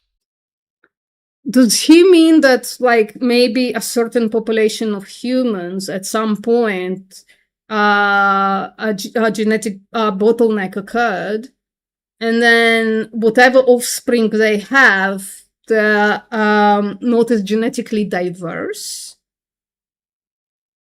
There are still a few inbred populations here and there. I think maybe even like 20, 30 years ago, a little more. But there are not as many bottlenecks anymore in the human population. So I don't know if that's a relevant thing to mention here. Because once you've had the genetic bottleneck, right? Like you have like a lot of genes and then they converge and there's like very little population. So whoever is reproducing, they're kind of related to each other. But then once the species or population has passed that genetic bottleneck, the genes diverse again. They don't, like the inbreeding doesn't remain.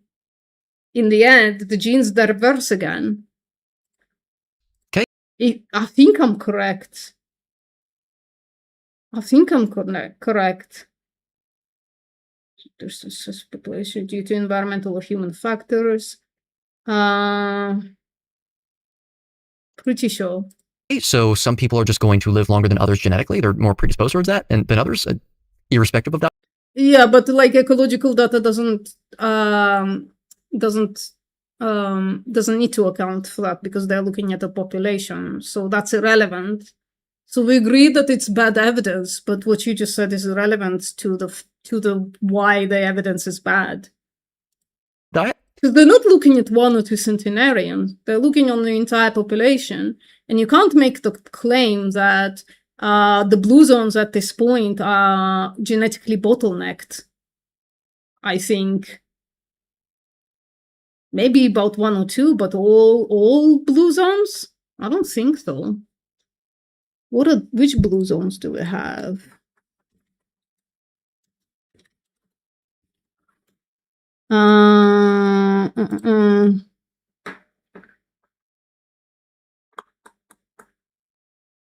In original, who cares? It's just such a bad evidence, to be honest.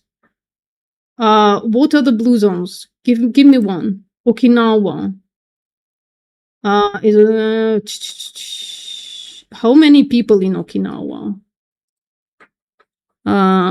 Okinawa population. Because at some point, right, even if it was genetically bottlenecked, 1.47 million, no chance, man. Genetics, they're diverse. They become diverse again. Let's look back then. So what about, when was it, the study? 1999. So, but 1999, let's go, what about in the 1960s or the 1940s? Because that's when, surely, they didn't explode for a couple of thousand, which is what bottleneck is. Like from 10,000 to 1.47 million, no chance. Women would be fucking, like crying for their vaginas if that happened.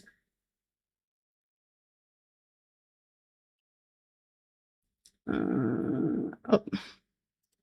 You're gonna look at all the stuff that I've been searching. 75,000 to 100,000 unaccounted for. Estimates were 265,000 civilians.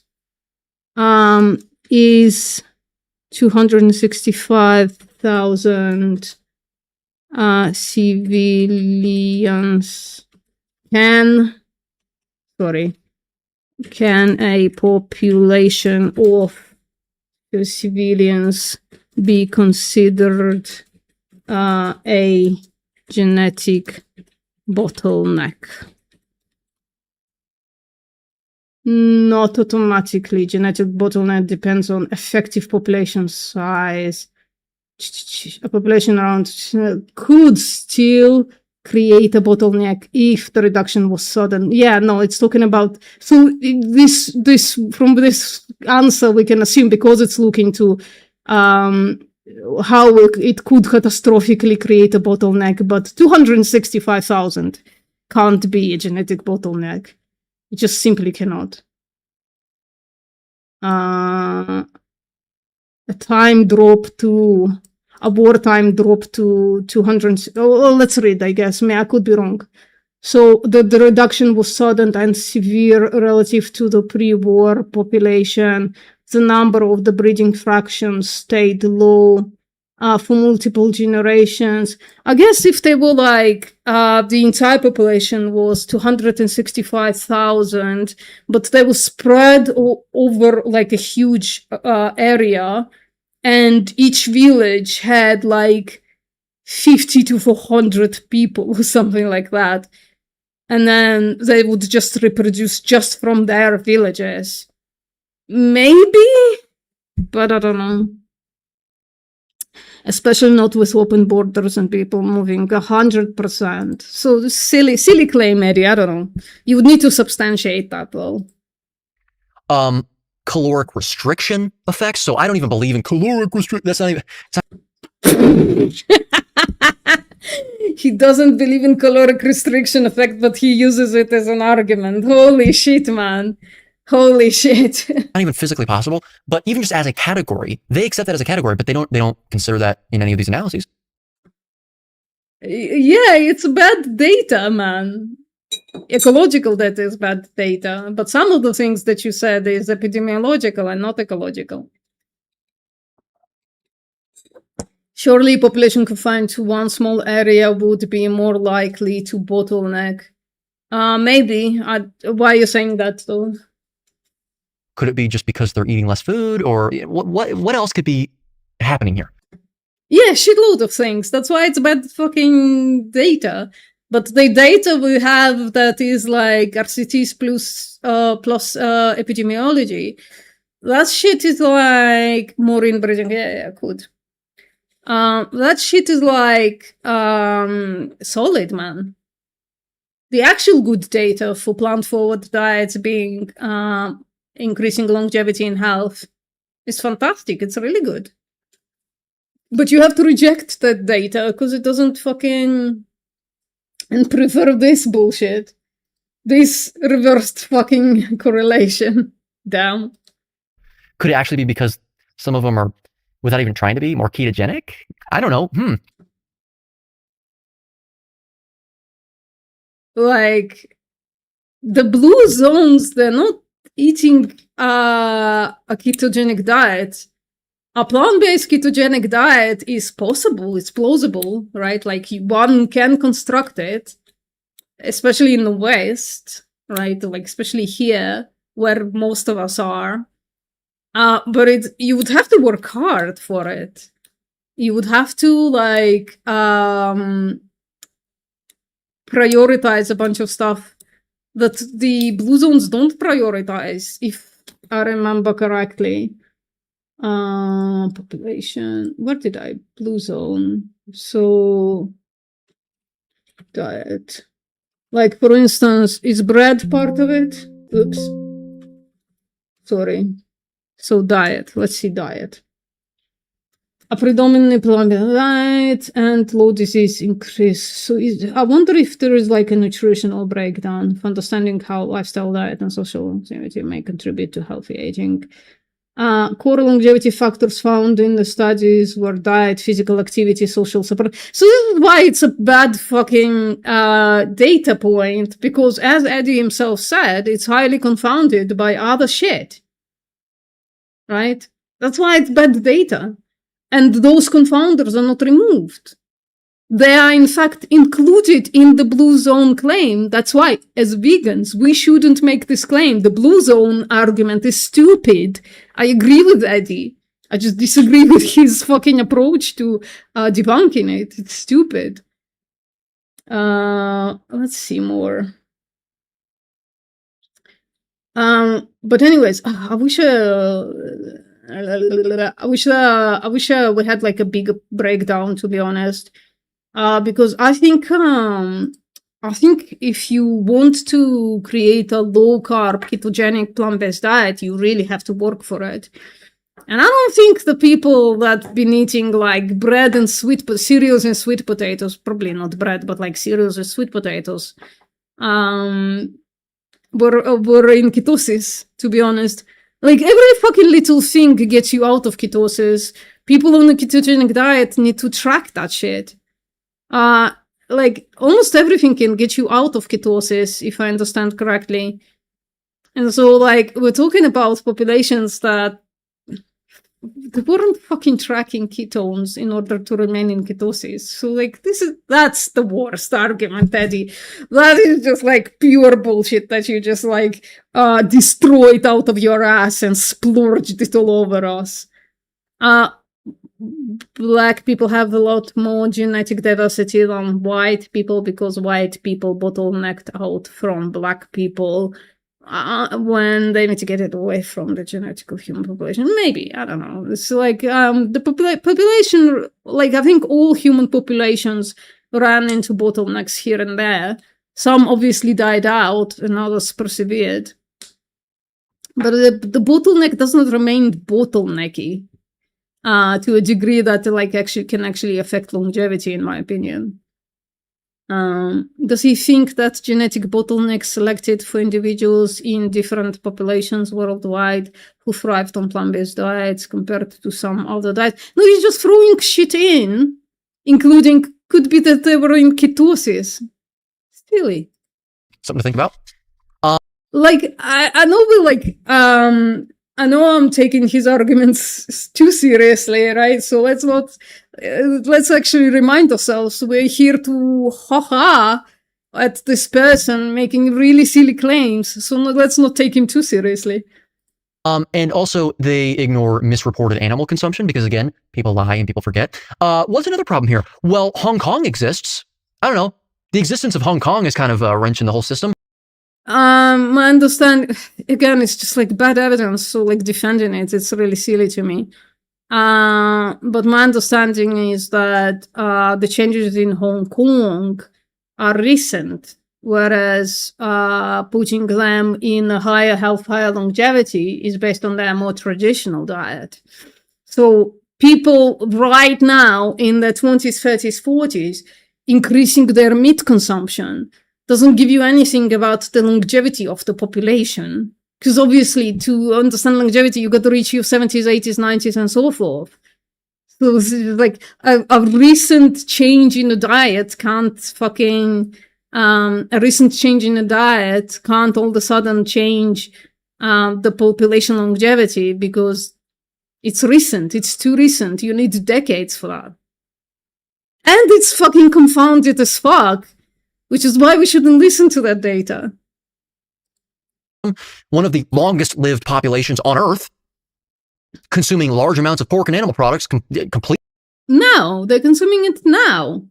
Obliterating the claim that longevity. Add Hong Kong to the bingo card. Yeah, and we should add it to soy bingo. Longevity invariably tracks with plant consumption.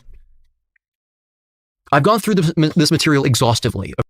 Like, also, because it's such a bad data, you can fucking arbitrarily cherry pick here and there from anything. I never actually read the Blue Zone study. It's just like, it just sounds like a really bad idea. We have so much better evidence. Holy shit.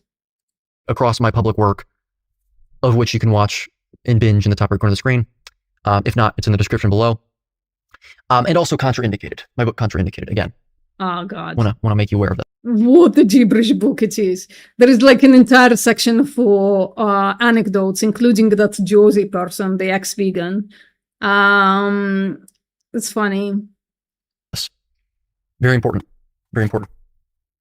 But yeah, there's no serious scientific foundation here. It's only just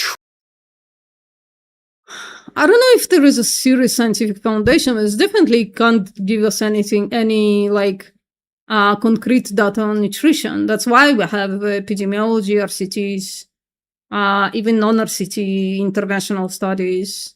God damn it, Kevin Hall has like, he's been very well,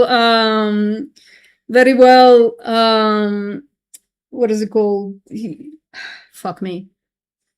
Basically had like a lot of money for his disposal, so he created a bunch of metabolic wards, which is like the best type of evidence, because you can put people in a metabolic ward. You don't have to like rely on them tracking their diet. You track the diet for them, and then you measure objective measurements of that diet. And I know Eddie might deny it, as most carnivore dieters do. I think all carnivore dieters, I think you have to deny it to be a carnivore dieter. But increasing LDL measurement, for instance, from a metabolic ward, is the first indication of heart disease. And so if a metabolic ward was looked up, and from a wildy population of omnivores, and they were fed a predominantly plant-based diet or something, and their LDL decreased, for instance, as one metabolic marker, well, then you can extrapolate from that based on this data and the huge amount of other data that we have on LDL, that by switching to a plant-based diet, they have reduced the risk of cardiovascular disease. If it's done early enough, I suppose, because it's one of those things that creates damage as you go, isn't it?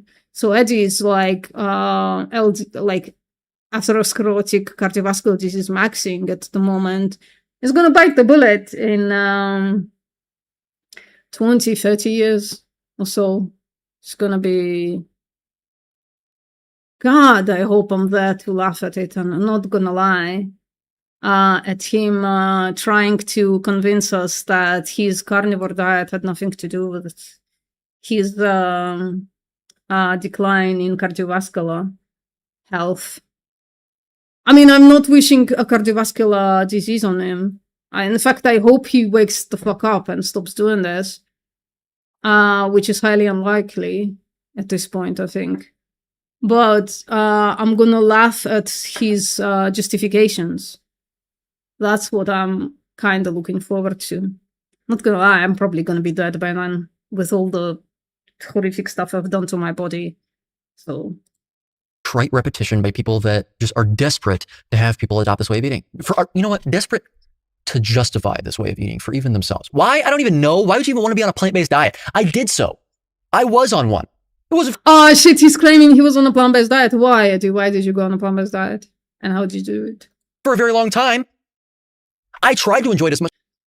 Can you simplify what you said? What goes bad in 20, 20 years, inevitably? Well, we have enough evidence, Snuffleo, I think. Snuffleos, we have enough evidence to make the claim that the increased consumption of saturated fat increases the metabolic marker LDL, right? And ApoB is even more well associated with it. But basically, the higher your LDL, the more risk of cardiovascular disease you have. But that's not something that Eddie, as a 24-year-old, going to experience necessarily.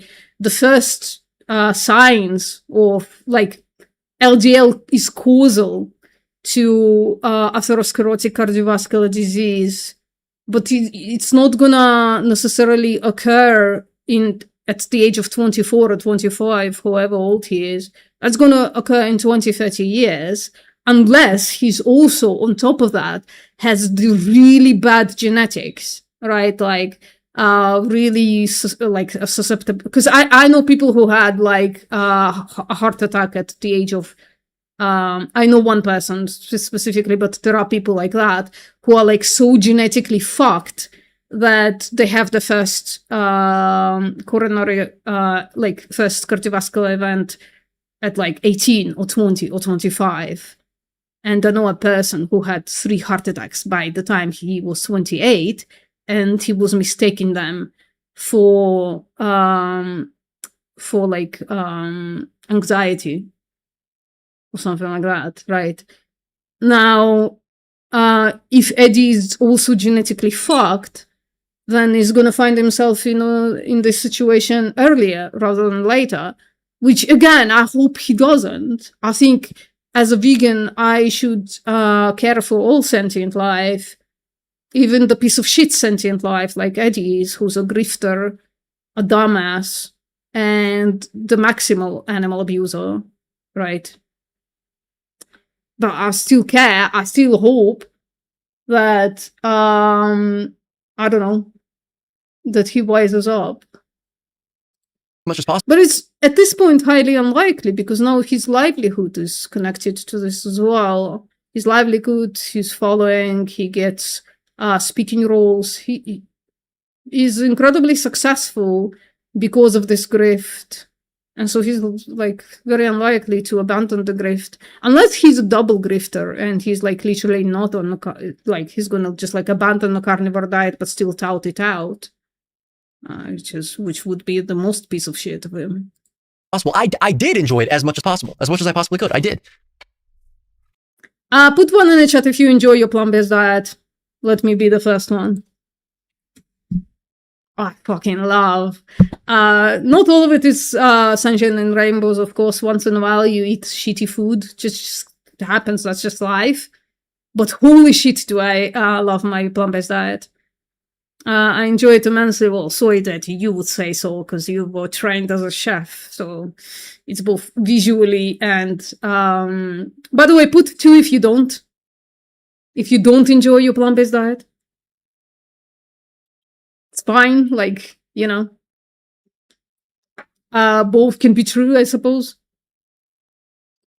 Okay, it wasn't the absolute worst thing for me to have steamed broccoli with some olive oil and some salt and some seasonings. I like that. Hey, you know what? You can make plants taste good. Of course you can make plants taste good. Saute that broccoli with, olive oil and salt, right? Put some sriracha on it. And put some tofu next to it, sauteed with a little bit of soy sauce, nutritional yeast, and garlic powder. Absolute singing. Fantastic stuff. Good. Bro, now I'm fucking mouth-watering. Holy shit. In certain ways, if you do the hard work, you can. You think it's hard work to saute some broccoli? Damn, I mean, damn, just like, minimally clean it, put it in the oven, drizzle olive oil over it and salt. Come back in 15 minutes. Oh my god, that's so fucking hard. Jesus. Why do people like this? Why are they lying so blatantly as if we don't know that it doesn't take longer to cook plants than it is to cook, like, whatever, an omnivorous diet? Really also depends on, like, how much you're willing to. Like, if you're willing to eat shit, it takes 5 minutes to create shit.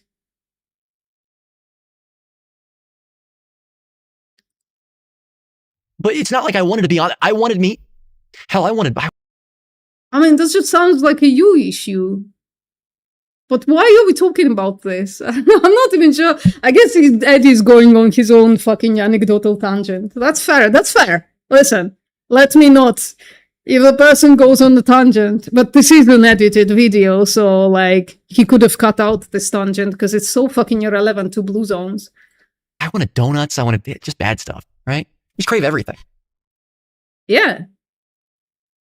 So, would it mean, like, that meat is evolutionarily, like, optimal if you both crave meat and donuts? I'm not even sure why he's mentioning it, to be honest.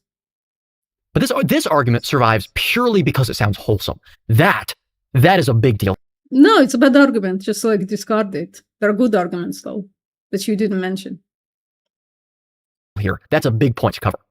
Or that you, like, blundered the first one. Was generally a good argument.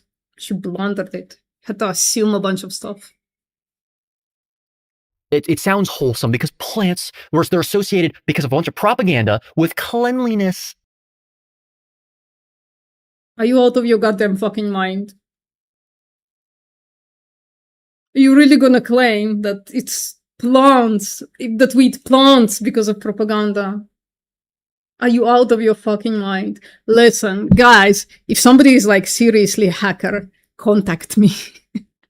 I will not hack the big dogs in the beef checkoff. Because I bet the carnivore diet was cooked in there. Holy shit, does it sound like it was cooked in there. Plants do not shit and bleed, yeah, for real.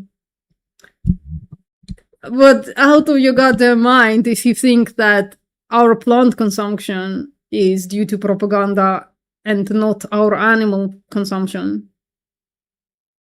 A blatant propaganda. A propaganda that you can find in some countries on every fucking street corner. A propaganda that runs ads on television shows.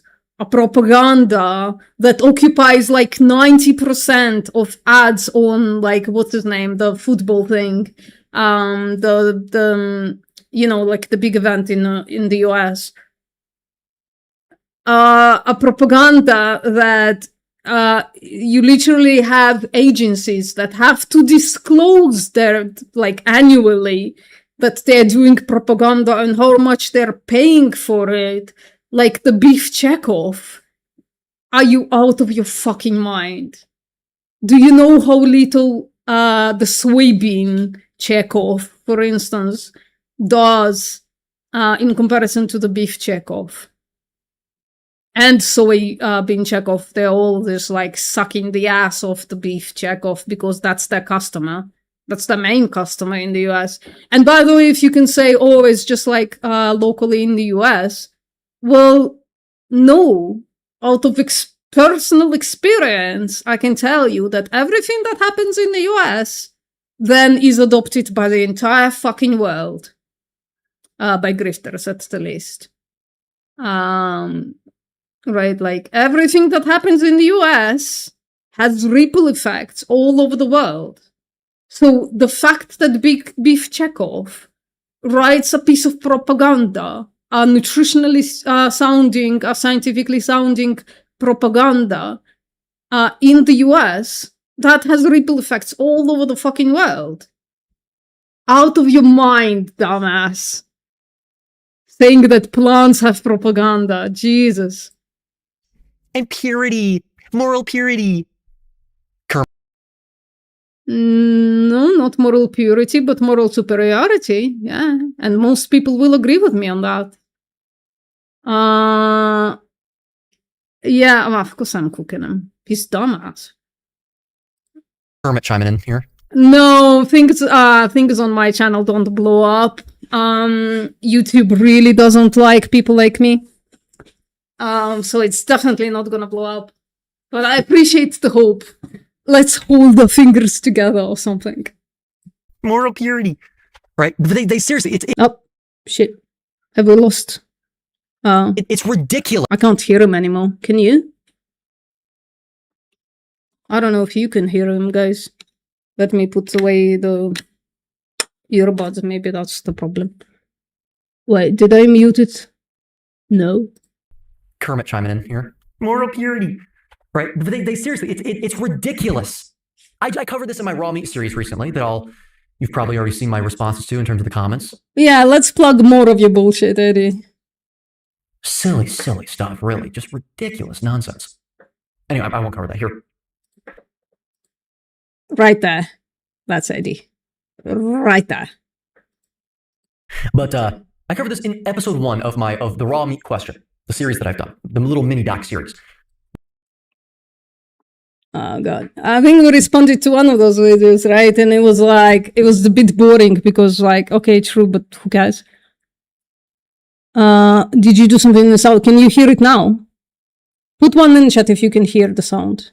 I did do something to the sound. I turned off my earbuds. But I can see it working on speakers. So what's wrong with the sound? You can hear it, but there's something wrong with the sound now. Oh, Eddie is echoing. Then I have to put the earbuds back in, I suppose. Sorry.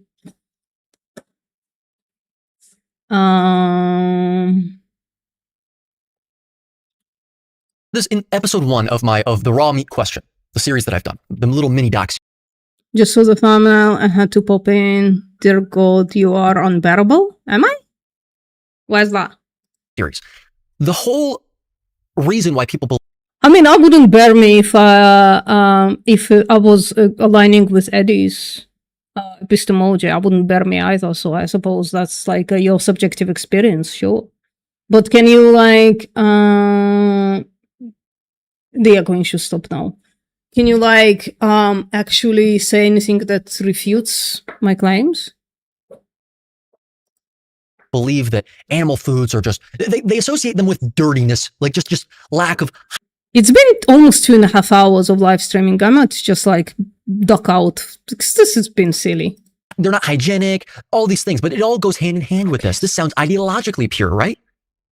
But it's because we've been taught that they're pure, broadly speaking, in any category that you can measure purity with. In this case that I'm talking about, just as an example, it's the.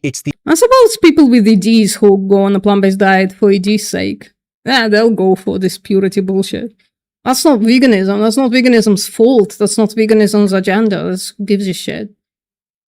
Bro, I'll treat my diet like a bean once in a while and just like absolutely eat crappy oily foods and just like gain weight once in a while, right? I'll eat even the foods that are like really bad.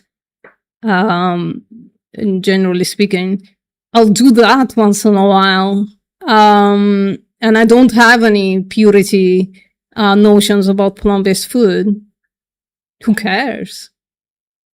The hygienic aspect of things. Plants. The hygienic aspects of things. I suppose there is a little bit of that you can make an argument there that plants are not a dead carcass. There is a hygienic difference between a carcass and a non-carcass. I suppose there is. You can make that claim. That's not the main crux of the claim. It's not the main crux of the blue zone. So this is definitely a fucking tangent. Are just so clean. Lettuce, it's just water. It's pure. Speaking of the Cylosporum in the US on the lettuce due to fecal matter. Yeah, it's just like infected with fecal matter. Holy shit. 2O, it's green. That's why this argument persists. I hate greens. No, that's not why the argument persists. The argument persists because people persist it. The people who use the argument, right, they're using a bad argument. So I don't think there is purity attached to the people who make that argument. The people who make that argument are just trying usually to refute the very prevailed notion that, funnily enough, the Beef Chekhov has been propagating for many years, that an omnivorous diet is healthier than a plant-based diet, right? They're just trying to debunk that badly, right? The evidence that they're using is bad. That doesn't mean that the claim itself is bad. The claim itself could be totally comporting with reality. It's just the evidence is bad for it. But I also don't think the same people are like going, oh, it's pure though. I don't think so. They're still using evidence. It's scientific evidence even. It's just bad scientific evidence. I'm telling you right now that's why. Nah, sorry. That's not evidence. The purity claim is definitely not evidence. The blue zones is evidence, but it's bad evidence. That isn't evidence, okay? That is feelings. Okay, so what does all this mean? Why am I saying all this? Because veganism doesn't fail because they care about animals. That's not why. Veganism doesn't fail because they care about animals. Okay. Why? I know that they want to pretend like, oh, well, it's just because we live around a bunch of murderers. They're just pieces of shit. Well, we do have the phonolytic study based on which you can say that most people hop off the plant-based diet. And that's saying, right, like if you're using most vegans, even let's like generalize the claim, you can say most vegans, people who identify as vegan, they hop off the vegan lifestyle, right? You can make that claim. It's, I think, 67% or something like that. And you can't use that claim to say most people hop off the diet without using the rest of the evidence in that same research, right? Like in that same survey, that shows that it's exactly why, because of social inacceptance, that people who aren't strong in their conviction about not paying for exploitation and slaughter of animals, or at least holding the principle, they're not as strong about that. They prefer being accepted over being morally correct. Those two come from the same piece of evidence, so you can't use the one and then just laugh about the other. But my guess is that he never read the phonolytics survey, the phonolytics study. He's just regurgitating other people's saying and connects the dots in a different way. Right. While also like trying to claim, I think he claimed in a different place, that the vegan ethical position is just a post hoc. It's like a justification for remaining on a plant-based diet. It's like an invention of after the fact. That's not it, right? Like, at least for veganism's sake. So plant-based people, sure. Like, maybe they just like go on a plant-based diet and then also adopt a bunch of set of principles without really understanding them, but just like adhering to this social thing. And then when it becomes inconvenient, they hop off both. Who was that person? There was like this girly who was like, me and my boyfriend, we whatever the fuck, so we are no longer vegan, right? And then the next day, she's showing that she bought a non-vegan rug or something like that. And I'm like, well, if you health suffered, I think the Tofu Goddess exposed that if your health is the thing that suffered, then why are you buying a non-vegan rug? Surely not exploiting animals for a rug is extremely easy, right? Like, you could say, oh, well, maybe the plant-based diet didn't work for me. It's still, like, potentially a ridiculous claim in her case. But then why are you buying a non-vegan rug? Because they hop off the entire thing.